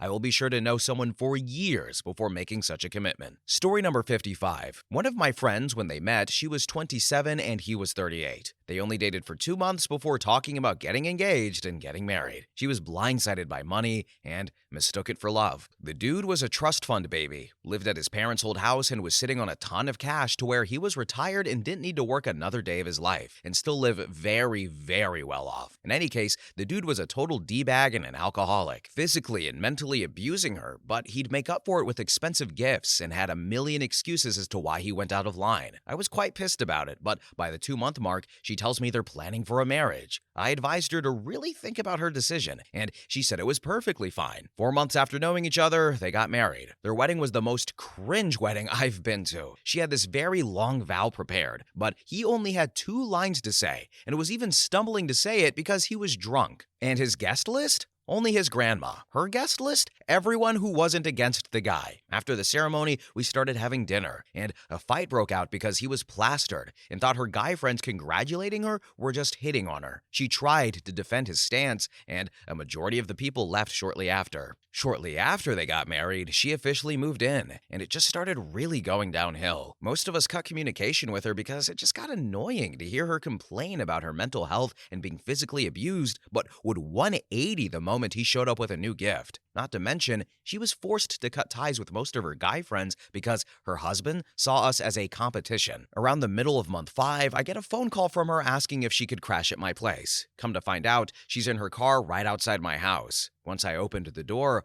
I never felt so effing awful in my entire life. She had a black eye, lots of bruises, profusely bleeding from her nose, mouth, and had quite a large gash on her head. Without hesitating, I called the police as I had an immediate gut feeling who did this. The officer shows up to my door within minutes and starts talking with her. Later that night, her husband was arrested, and after that, she immediately filed for divorce and got a lawyer for the abuse. Story number 56. I didn't go, but my husband did. His mom married her second husband, and they were only together for a year after the marriage before she left him and got divorced because him and her son, my husband, got into a heated argument that led to her ex-husband physically pushing her son. He was 16 and kind of scrawny at the time, and the ex-husband was a big guy. Their argument was over the fact that he touched the ex-husband's guitar. My husband had started playing guitar and bass when he was 11 and knew damned well how to safely use this guitar. He knew damned well how to respect the guitar. This led to a massive argument between mother and ex-husband. All of the kids were directed to stand outside in the yard while they fought. The yelling could be heard by all the kids, and it was pretty gnarly for the youngest sister. Thankfully, no one was injured, but my mother-in-law proved how much of a real mama bear she is and moved back to their hometown with the kids rapidly. No way she would ever let a person put hands on her children without exacting swift consequences. This was not the last time she quickly curbed a relationship for being rough with her son, by the way. Cut him off at the very moment of the offense. The second time, my husband was defending his mother's consent and safety in a peer-pressuring moment involving alcohol, driving, and lying about whether a beverage was alcoholic. Abusers beware, Mama Bear. Story number 57. A guy I grew up with and went to high school with had a friend who also grew up and went to high school with. My dude and this girl were friends from kindergarten all the way through high school. He proposed marriage to her at senior prom, and they got married on graduation. Had a month-long cruise as a honeymoon. Everything seemed like it was going good, like they were for life. She decided she wanted to go to the National Guard so she could get the GI Bill. We had a sending away party for her before she shipped out to basic training. They wrote letters back and forth all through basic, and he went to her graduation she had a week before AIT. She went to AIT, and her AIT was like something 20 weeks long, and they didn't make it. There's more to the story. It's pretty heartbreaking, but she changed and turned into a desensitized a-hole. They wouldn't let him call her, and she claimed her phone was taken and could only have it at certain times. She went from reassuring him that everything was all right and comforting him to basically telling him to grow some balls and man up and all that. Like, holy crap, what the F? Stuff like, what happened to you? This sweet and nice girl that would talk to anyone and always respect people, even if they were mean to her, turned into a narcissistic a-hole, hot-headed, short-fused smartass. She went way off the deep end and cheated on him. She decided she wasn't straight anymore and got with another girl, shaved her head, got tattoos. This really pretty girl doing this to herself. My dude turned into an alcoholic after that, like drinking every day, all day, not wanting to do anything. Started job hopping because he couldn't ever hold down a job because of his alcoholism. She got deployed and went off the grid. Told everybody bye on social media and deleted her Facebook, Twitter, Snapchat, just went off the grid and nobody ever heard from her again. Saddest crap ever. She ran off to the military, went batty, cheated on my friend, and turned him into an alcoholic before dropping off the grid. He's not the same anymore. I don't think he ever will be either. Story number 58. The marriage was doomed from the start. At the time, they were both active Marines and stationed in Okinawa. They met after he got transferred there. I think she said a year after she arrived. He was automatically interested in her, and he said everybody told him don't do it. It's not worth it. He thought people were just talking crap because he might have a chance with her. So he asked her out. She said yes, and he was over the moon. After 3 days, he proposed with some ring. She apparently scoffed, rolled her eyes, and said, "Guess I don't mean crap to you." And 3 weeks later, he bought her a different ring and proposed again, only to get the same results. 3 months later, he proposed again this time with the offer to let her choose her ring, and she said yes. Both said that they went to the store and she asked the clerk which ring was the most expensive and if she could see it. That's the ring that she wanted. He told her he couldn't afford it right now. She turned to him and said, "Guess you don't love me. Whatever, I don't care anymore," and stormed out. He worked out a way to buy the ring and she was happy. 3 months later after the engagement, they went to a bar across from base. I don't know how accurate that is, they just told me everything, and they did this to drink and dance. The problem is, he's an alcoholic with anger issues, and she's an extreme lightweight. The smell is enough to get her wasted. And she has anger issues, sober and drunk. Well, she's drunk and he's buzzed, and he tells her they need to leave because she's had enough and she's causing problems. They got into an argument, she slapped him, threw the ring across the room, told him, "F you, go fetch, dog," and grabbed a random dude and began dry humping him on the dance floor. The fiancé found the ring, came back for her, she told him she wasn't leaving, so he threw her over her shoulder. Once outside, she said she could walk herself. He put her down on the ground, she began walking, stumbled, and then he bent down to help her up when she stabbed him in the chest. She pushed him and went back to the bar. She had inserted her heel into him. Dude was laughing when he told me, "Honestly, it was probably really close to my heart." And he showed me the scar. 6 months after their engagement, she got sick. So the fiancé decided to try to get her meds and some food as soon as he could. He went to her dorm, knocked on the door, heard some noises, and she answered the door naked. He asked what was going on and why she was naked. There was more noise, so he pushed the door and saw his best friend, who was going to be the best man, in bed, naked. She shoved him out the door, grabbed the bag, and told him what she does is none of his business. They apparently went back to sleeping with each other. He said people found out what happened and were like, "I told you, bro, she's not worth it. She's a whore around here." And that's the story. So, regarding the story we just heard, it says here that OP will write the rest later, but he's got to head to work. So, I did some digging and looked into it, and I found the original comment, and he didn't write anything after work. Gee, thanks a lot. But he did reply to a comment with some extra information. Someone said, "Well, that was a wild ride." And then OP replies with, "I've told this story a few times, but it just gets crazier. They are currently separated with her living out of the country and dating a minor." Oh my God. That's horrible.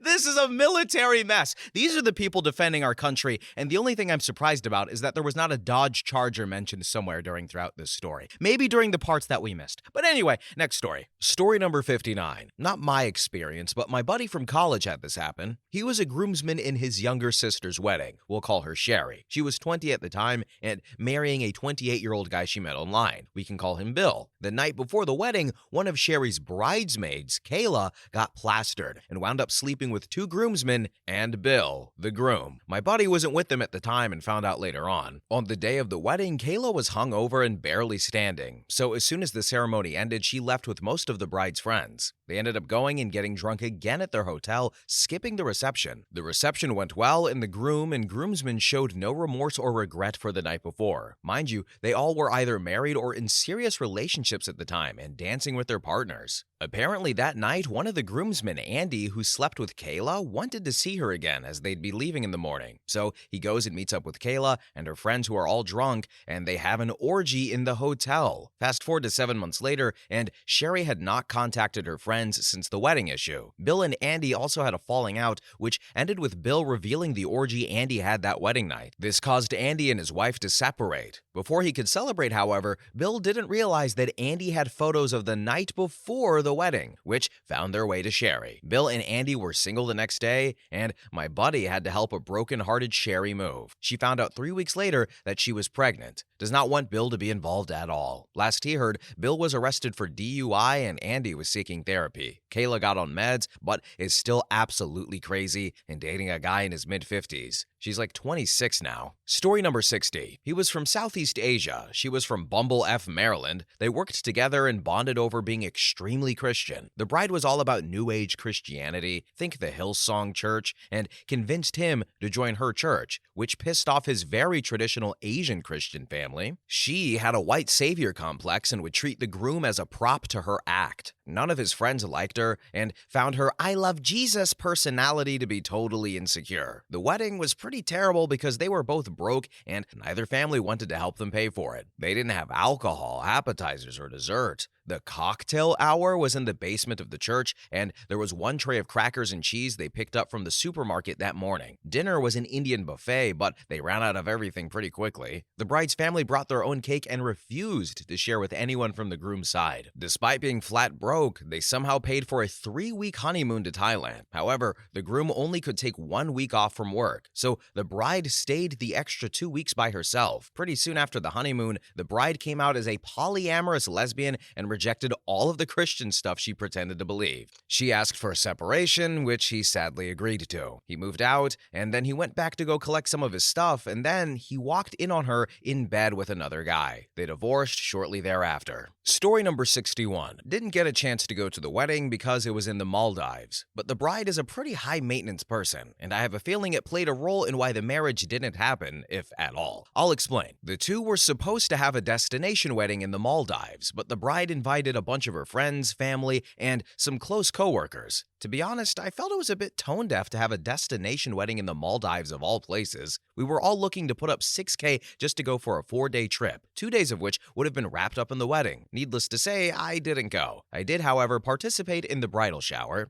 Anyway, wedding comes. I'm checking Instagram for updates because I was so excited to see how the wedding turned out. The bride may be high maintenance, but she has great taste in fashion and is a guru when it comes to planning and hosting events. Besides that, she's a good friend and I was excited for her. I figured her soon-to-be husband knew that she was on the high-maintenance side and was fine with it, but turns out he was not. No wedding happened. Instead, the people who did pay to go on the trip got blindsided when only the bride turned up with no wedding. Great, everyone got a vacation, but those who went were annoyed because it was $6,000 for 4 nights for a trip that was meant to be for a wedding. On top of that, the bride and groom never even bothered to give people their money sent to them for their housewarming, etc. So tacky. But the real tea comes almost 2 years later. The bride, who was one of those social media influencers and is always posting about her life, documented her wedding planning literally weeks before the wedding fell apart, never addressed why she was suddenly not married. After she had talked non-stop about her engagement and coming nuptials, she never once had the same energy when it fell apart. This is why I say people should share less, cause then you can take your L's in private. Anyway, she finally addressed it a few weeks ago, about 18 months after the failed wedding. She claims he cheated on her, and that she found out weeks before the wedding but married him anyway, but got an annulment as soon as they got home. Lie. I know several people who went and no wedding ever happened. She then tried to pretend like the friends and family who came on the trip came in full awareness that they knew they were going on what would have been her wedding/honeymoon. Another lie. No one knew. Beyond that, everyone's tickets were paid like months in advance. People had no choice but to come. The red flag in all of this was her having such unrealistic expectations that she invited people to a destination wedding in the Maldives for $6,000. Had money requests on her registry for donations so she could fly first class to the Maldives, as well as donations for money for their new home, etc. I think the groom realized that this would be his life for the next 30 to 40 years and freaked out and bounced. Story number 62. My now ex-friend, let's call her Kate, had asked me to be one of her bridesmaids before I moved out of state. I met both her and her ex-husband at a bar in my hometown and was very close with the two of them for many years. The date was finally approaching and she picked me up at the airport a couple of days before the wedding. As we're catching up, she very nonchalantly mentioned that she'd been sleeping with this one guy who hangs out at the local dive bar that we'd all frequent. The same bar where she met her ex-husband. Also, fair to mention, she's hooked up with this guy years back before her and her ex-husband became a thing. I was beyond livid though because I flew across the country for a wedding that was now false in my eyes. But I just gave her the old "this needs to be the last time" speech. I was one of her closest friends and I wanted to support this marriage since her ex-husband was so good to her and she would be an idiot to F it up. He took on her child as his own,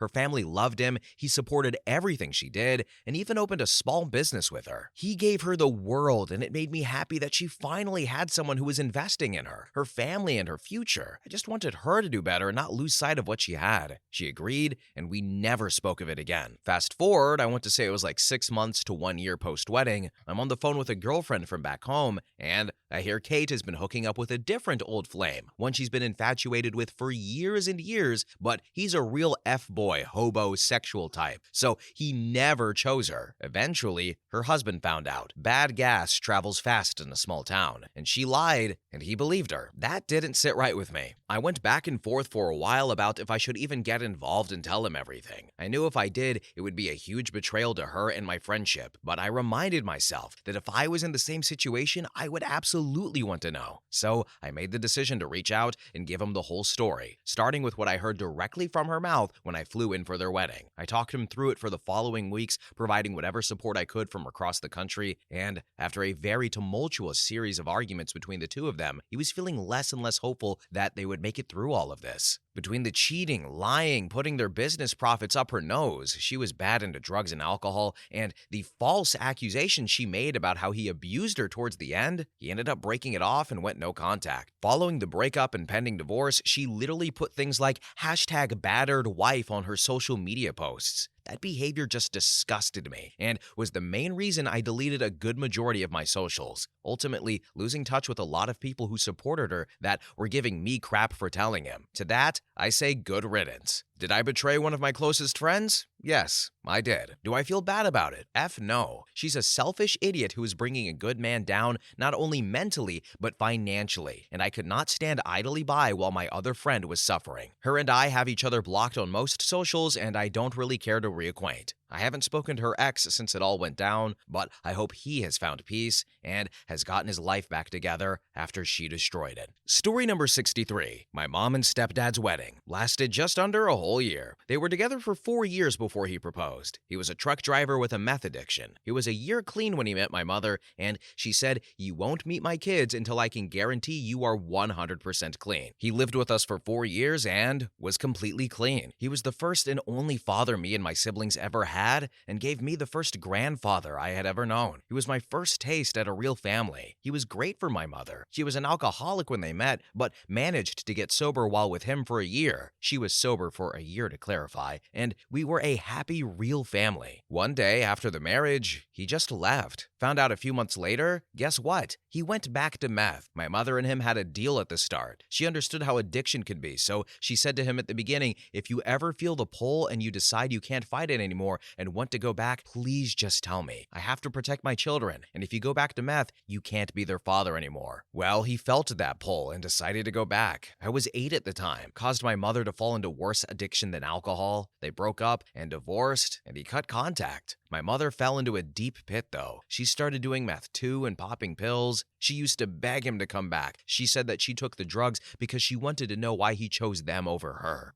I'm 18 now, so 10 years later, my mother is still popping pills like she's a girl on her period, and all she has is Panadol. She's still an alcoholic and in that lovely pit of hers. Ex-stepfather? Still partying it up, sadly, but I do still have contact with him, thankfully. We have an agreement now, as his father, the only grandfather I've ever had, is dying. Him and I go visit his father on occasion, and my ex-stepfather understands that he has to be 24 hours sober before he sees me. I've had text messages here and there of him, of his face, but he always replies a day or two later after the trip, apologizing and saying it was wrong and why it was wrong. That's more than I've ever gotten from my biological parents, so I'll take what I can get. He's going to meet my boyfriend soon. My biological family haven't met him yet, and I plan to keep it that way. But I'm really excited about this. The first man to treat me with kindness, love, and respect is going to meet the first example I've ever had of a man, a real man. He may have chosen meth over a family, but at least he made the choice. So many would have hidden it and lied. I'm grateful he's never lied to me. Be grateful for what you do have, because you never know when you could lose it. Story number 64. They lasted like 2 years, I think. She was miserable, apparently, and just lied about it to me and another close friend. She distanced herself from us a bit for like a year and was hanging out with another group of friends and going out to lots of bars and parties, and at that point had been cheating on him regularly. One of my closest friends came to stay with her for their 30th birthday. During the party and outing, said other friend told me she was planning to divorce her husband and was going to tell him that night. While the friend was staying with her, I ended up having to take the other friend home with me so she didn't have to deal with that. This was at 10 p.m. on a Sunday, so that kind of sucked for work the next day, but they got divorced. She basically was able to buy her own condo after they sold the old one, which her ex-husband family has paid for initially, and she was a hot effing mess for about 6 months and did some weird-ass crap, and then met her current husband,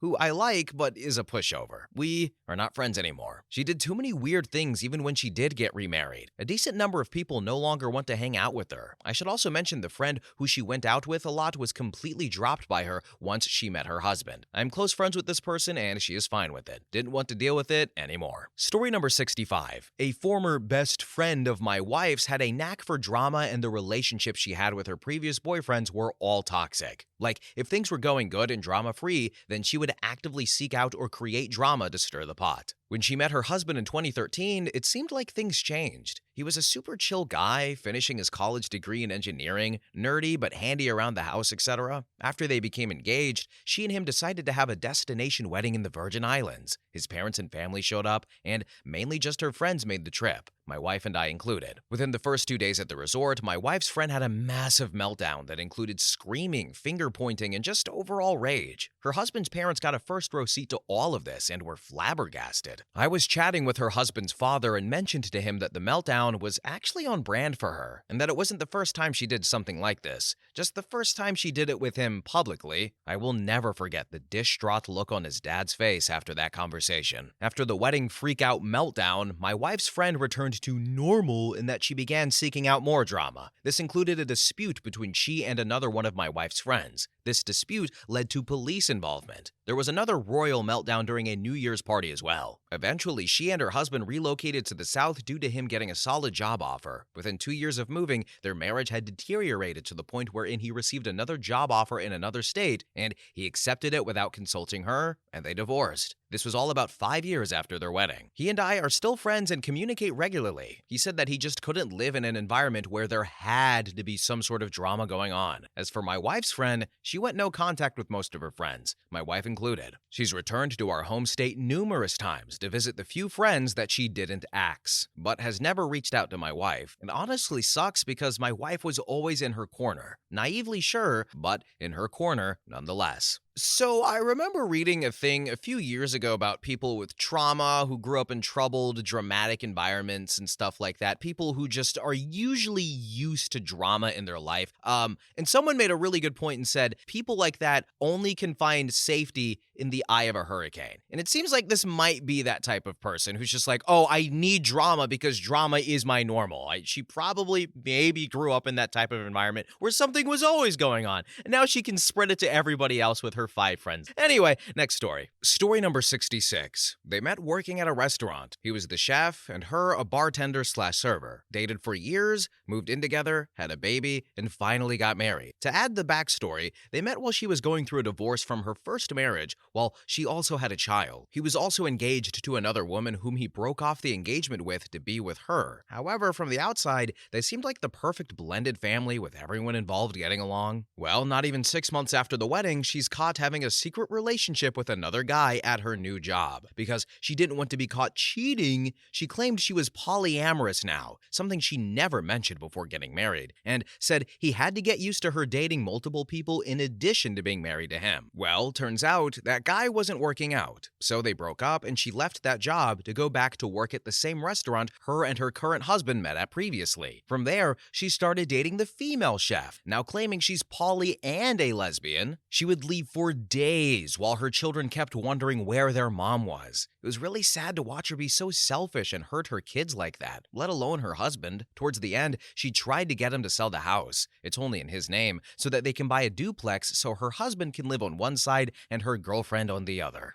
Story number 67. I attended my own wedding in Vegas, really drunk. I was 21 and he was 20. We got married by Elvis and I can't remember at what chapel. Afterwards, we went out, got drunk, and separated. I lost his car key, the only copy, so he had to have one remade for $300. Somehow we both made it back to our crappy motel room. I do kinda remember the name of that place. Todd's Motor Inn, I think. It was also a hostel, but we actually got a room that we didn't sleep in the hostel part. After Vegas, we drove across the country to Cincinnati to live in my apartment with roommates in Clifton. In Cincinnati, he got a job as a go-go dancer, and we started hanging with all of his coworkers, which I loved. Gay nightclub scene can be a lot of fun. I'm very suspicious he was sleeping with one guy in particular, but never really pushed him on it. He is kind of a toxic masculine military type guy, so it was all pretty strange. I was drinking a lot, and I guess that's why I was willing to put up with him being sketchy, cause I wasn't exactly doing so hot. We ended moving to the middle of nowhere to stay with his mom and her husband to help them with their landscaping business. While we were there, his car got repossessed, and then he booked a flight from Florida and never came back. Together for 8 months, but married for 2 years because the a-hole wouldn't sign the papers. Been divorced for about 10 years now. He called me a few months ago from rehab. I've had the same cell phone number my entire life. Told me he's with someone and they have a kid, but she's nowhere near as hot as me. What the hell, buddy? He never apologized for anything, but then calls me from rehab 10 years later to tell me I'm hot. Neat. Story number 68. My housemate had a COVID wedding. They met about 3 months or so before the wedding. He proposed within 2 weeks. She moved in with us, and since it was his house, he told me I needed to move out soon so he could start a family. No worries, he's a good mate, so I totally understood and made arrangements. Well, due to restrictions, the only guests at the wedding were me, his brother, and mother. They remained married for about a month before they split. She was always a little unhinged. When we were living together, I noticed a few things which in hindsight were red flags, but at the time I just dismissed them because he seemed happy. And then, well, there was some domestic violence happening after I moved out. Not from him, that dude wouldn't harm anybody, and he wound up leaving her. He met someone else a year later, and they are now married. Really hope this one works out for him, cause if he has 2 divorces, I'm gonna start calling him Ross from Friends, and I really don't want to have to do that.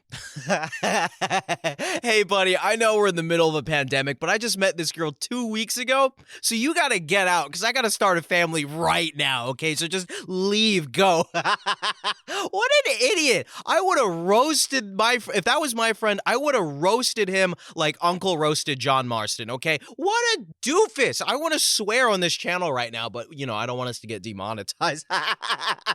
Oh, what an idiot. Oh, God. Hopefully the next marriage works out. Good luck, Ross. Next story. Story number 69. My sister's wedding. They were like 19 and 21, and they'd been dating for no more than 2 years. I'm pretty sure it was my sister's first relationship, and he was relatively inexperienced too. They seemed to have very little in common apart from somewhat similar music taste. She was interested in painting and was a big fan of animals, and he was into video games and anime. But I think they just liked the idea of being with someone, and it didn't really matter who it was as long as both parties liked each other. Plus, they both had Christian views, which made them rush into things. The wedding itself was very nice, but every single person there had major reservations about the relationship because they didn't seem compatible at all. But on the big day, we kept it to ourselves and just supported them. They were happy, but it felt like a honeymoon phase where it seemed like they were saying things about each other that didn't really hold any weight. I was actually the MC, and that meant I gave a little speech, and I had 0 stories about them and nothing particular to say about their chemistry. So all I could really say was I was happy for him. I cared about them and I wished them well. And the problems became apparent quite quickly. Within a few months, there were clearly issues with how messy he was, and likewise, he and problems with how bossy she was. It became quite clear quickly that he was the definition of a man-child with 0 work ethic or responsibility. He never cooked, barely cleaned, and wasn't too reliable in other ways. And my sister wasn't an innocent party either. We saw firsthand that she was consistently passive-aggressive and cold towards him, but never communicating what the actual problem was. All around, it was very immature. So the relationship somehow kept going for around 2 years despite everyone surrounding them saying it was unhealthy. It got significantly worse. Physical violence, infidelity, etc. And then he just left overnight. Never saw him again. Story number 70. I was one of the guitarists when he sang his proposal to her. Couldn't attend the wedding as I was in another country for work. This was back in 2013. Fast forward to 2017, and he and I ended up working in the same office. For the entire year that I worked there,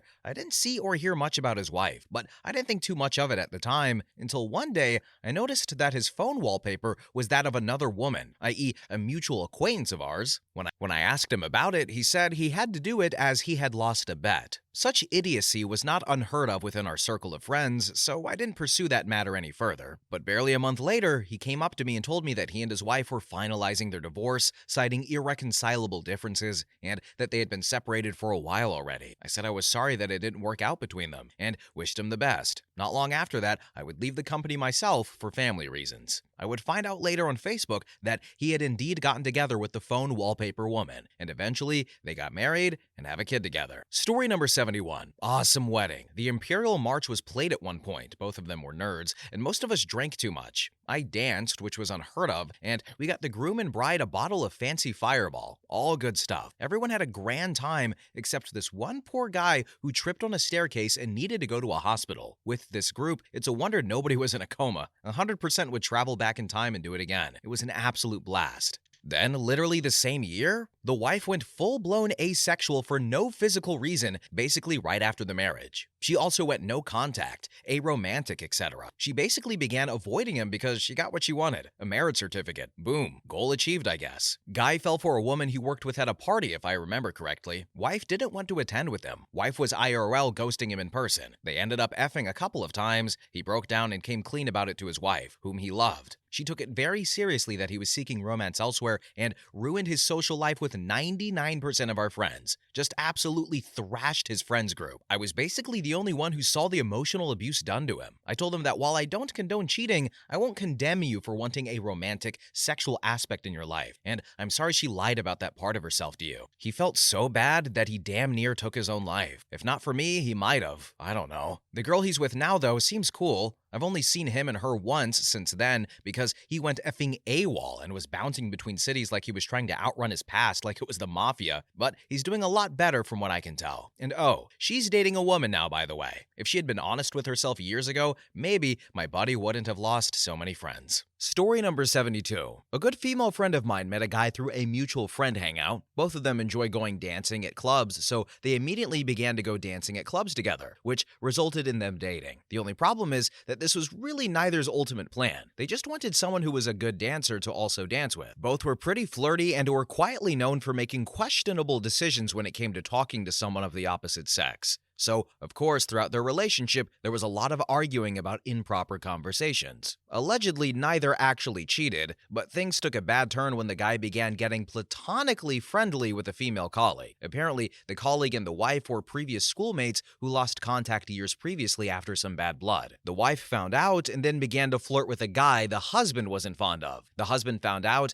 and things got bad. The two were basically like children, doing little things to irk the other. It continued until one day, the husband apparently had enough and said they should split up for a while. The wife responded saying they should stop wasting time and just get a divorce. Surprisingly to her, the husband agreed. Then suddenly the wife was remorseful and begging him to change his mind. 3 months of counseling later, they divorced. The kicker is, the now ex-husband spent a year trying to get her back. Thankfully, mutual friends got involved to ensure that they didn't get back together. The mutual friends were hated, but years later, when the two finally reconciled and talked things out, they then thanked the friends for not letting them make the same mistake twice. Both are not happily married to other people. And a bit of clarification. When I said dance, I meant dances like the salsa, tango, bachata, and similar dance styles, not the booty shaking and grinding as frequently seen in many clubs. Story number 73. I work as a master of ceremonies. Not happened to me, but a colleague. Before one of his weddings, the groom found out that the bride was cheating on him, so he hired a Chippendale to the bachelorette party to F the bride and take pictures. He then printed the pictures and stuck them under each of their chairs in the party. After the wedding ceremony, we traditionally have some programs, a dinner, then dance, and programs mixed until 1 a.m. The guy did everything, acting happy and all, and after everything was done, he stood up, told everybody that he was really thankful for their attendance, and said that he'll go now. His friends packed all the presents meanwhile, then they left with a limousine to the airport for a week to spend all the money. The groom, however, told everyone on the stage before he left that if anyone would like to find out the cause of his sudden departure, just flip the chairs. Well, everyone flipped the chairs, including all of the bride's family members. When the guy arrived home, he filed a divorce. His reasoning for going through was that he already paid 1/3 of the wedding in advance, and he didn't want any sunken costs. So he wanted to have fun at least and get back on the bride. Well, I guess he was successful on both accounts. Story number 74. Knew a girl who dated a guy for 1.5 years before getting engaged. They weren't doing well financially, but she insisted on having the wedding in under a year because she wanted to make sure an elderly relative could make it. She only mentioned this elderly relative once during the whole planning process. Her fiancé at the time owned his own home, but she didn't want to move in with him until the month before the wedding. She wanted to continue living with her best friend, my cousin, and she would never stay the night with him either. They mostly had their dates at her house. I honestly think I saw him just as much as she did since he was over at her house so much. Then she convinced him to sell his home so they could get a new build instead. He used the profits from the sale of his home as the down payment on the new home. Her parents shelled out $30K for the wedding since she could only contribute $2.5K. She has a job and the only bills she pays are for her car payment and the trash bill. Her ex-husband and parents paid for everything else: cell phone bill, car insurance, etc. She insisted also on new furniture for the new home, which her ex-husband paid for. Oh, and they weren't intimate for more than a year before the wedding. He assumed it was her depression, which it somewhat was, and she didn't know why she was depressed. 4 months after the wedding, and they're in the new home, her depression gets worse and she realizes it's because she doesn't love him. She loved the idea of being married and having a brand new home. He had no idea she was feeling any of this. All of us could see what was happening before they got married, but he's such a nice guy, I think he was just giving her the benefit of the doubt. She moved back in with her parents, and he had to sell the new home since he couldn't refinance the mortgage by himself despite paying all the bills except the trash. We all feel so bad for him. She used him, and we all saw it. Story number 75. She was a dirty, rotten liar and cheater. I had this friend that I met through work, and she invited me to her wedding out of state back in the late 90s. It was beyond lavish. The reception alone was $100K. The night before at the rehearsal, one of her friends/bridesmaids gives me the scoop that most of the wedding party had slept with each other. I just laughed it off at the time because, live and let live, but you will see later this ties into her character. So, back at home, sometimes her and I would take walks together, and she always liked my kids. She babysat for me only a couple of times that I asked her, but then she randomly started asking to take them and hang out occasionally. I just thought she was being super nice because I was a single mom and she didn't have any kids. Then she suddenly began flaking out whenever we'd have plans to walk or hang out. So one day I tried calling her and was about to leave a voicemail, and her husband picked up and started screaming at me that he was tired of me dumping my kids on her and why wasn't I ever with my kids? And he doesn't want me contacting her anymore. I was dumbfounded. She then ghosted me, and I no longer worked with her, so didn't have any way to contact her unless I showed up at her work, which would be like stalking. A couple of months went by, and I ran into another mutual friend of ours, and she told me all the dirt about my former friend. Apparently, she was sleeping with multiple men at work and a good friend's husband, and doing a lot of cocaine. And then we put two and two together and realized she had been using me and having to watch my kids as a cover story for going off and having these affairs. I guess her husband eventually found out when the friend whose husband she was sleeping with confronted them. Story number 76.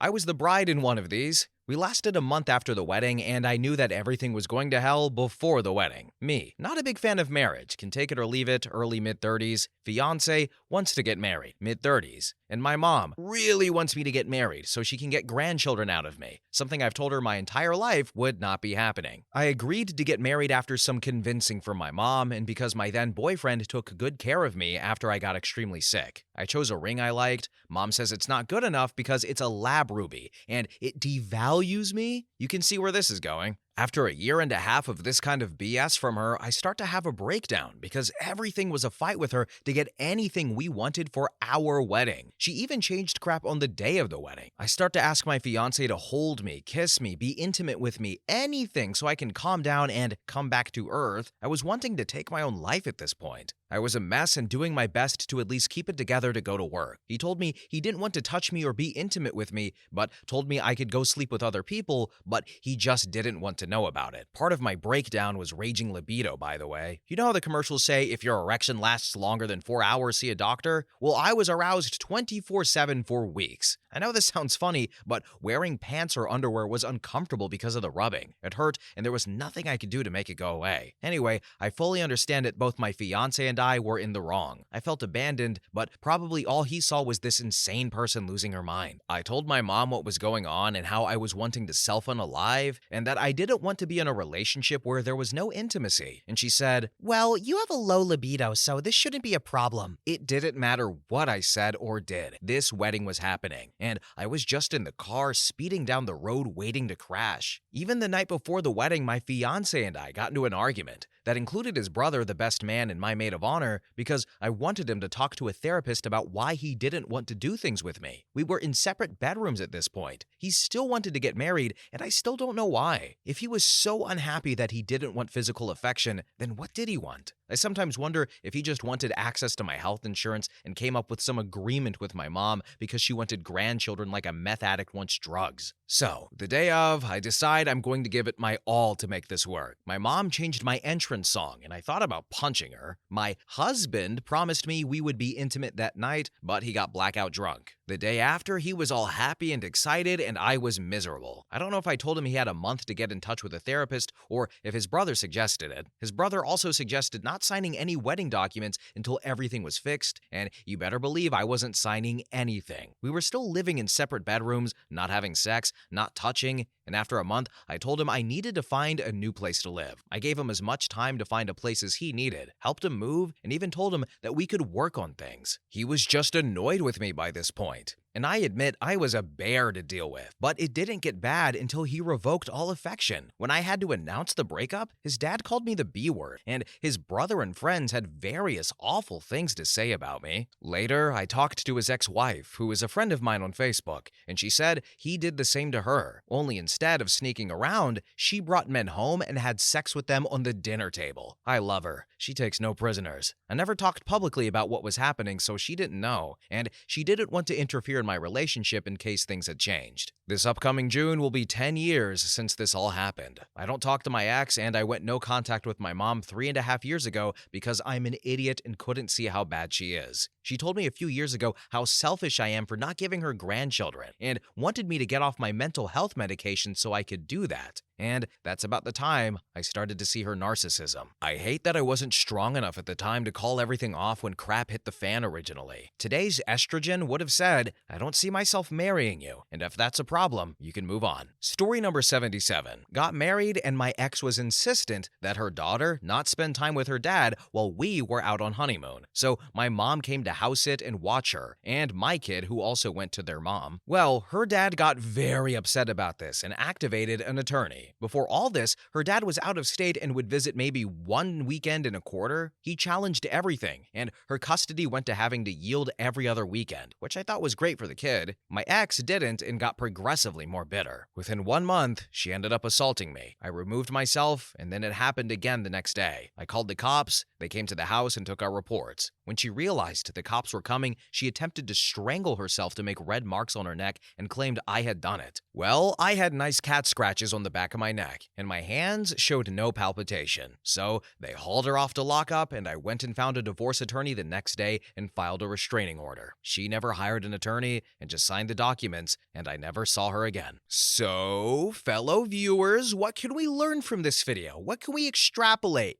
I don't know. Look for red flags, I guess. Go to therapy. I recommend it all the time on the Really Sparked channel. These videos and stories are so entertaining. But could you imagine if all 77 of these stories, the people involved, if they went to therapy or spoken to someone or looked a little bit inward beforehand, the video would probably be 14 minutes long. I'm just saying. I'm not victim blaming anybody, but I'm just saying, you didn't have sex for a year and you still want to get married? That your bank account is in the negatives after you met this person and you still want to get married? They punched you in the nose 14 times and you want to put a ring on that? Again, not victim blaming anybody because I know it's easier said than done for a lot of these people, but I'm just saying that therapy probably could have prevented a lot of the hardships in this video. Not all of them, but you're smart. You know what I'm trying to get at. But anyway, guys, we are at the end of the video. Thank you all so much for watching. I hope you have a really good day, and bye-bye!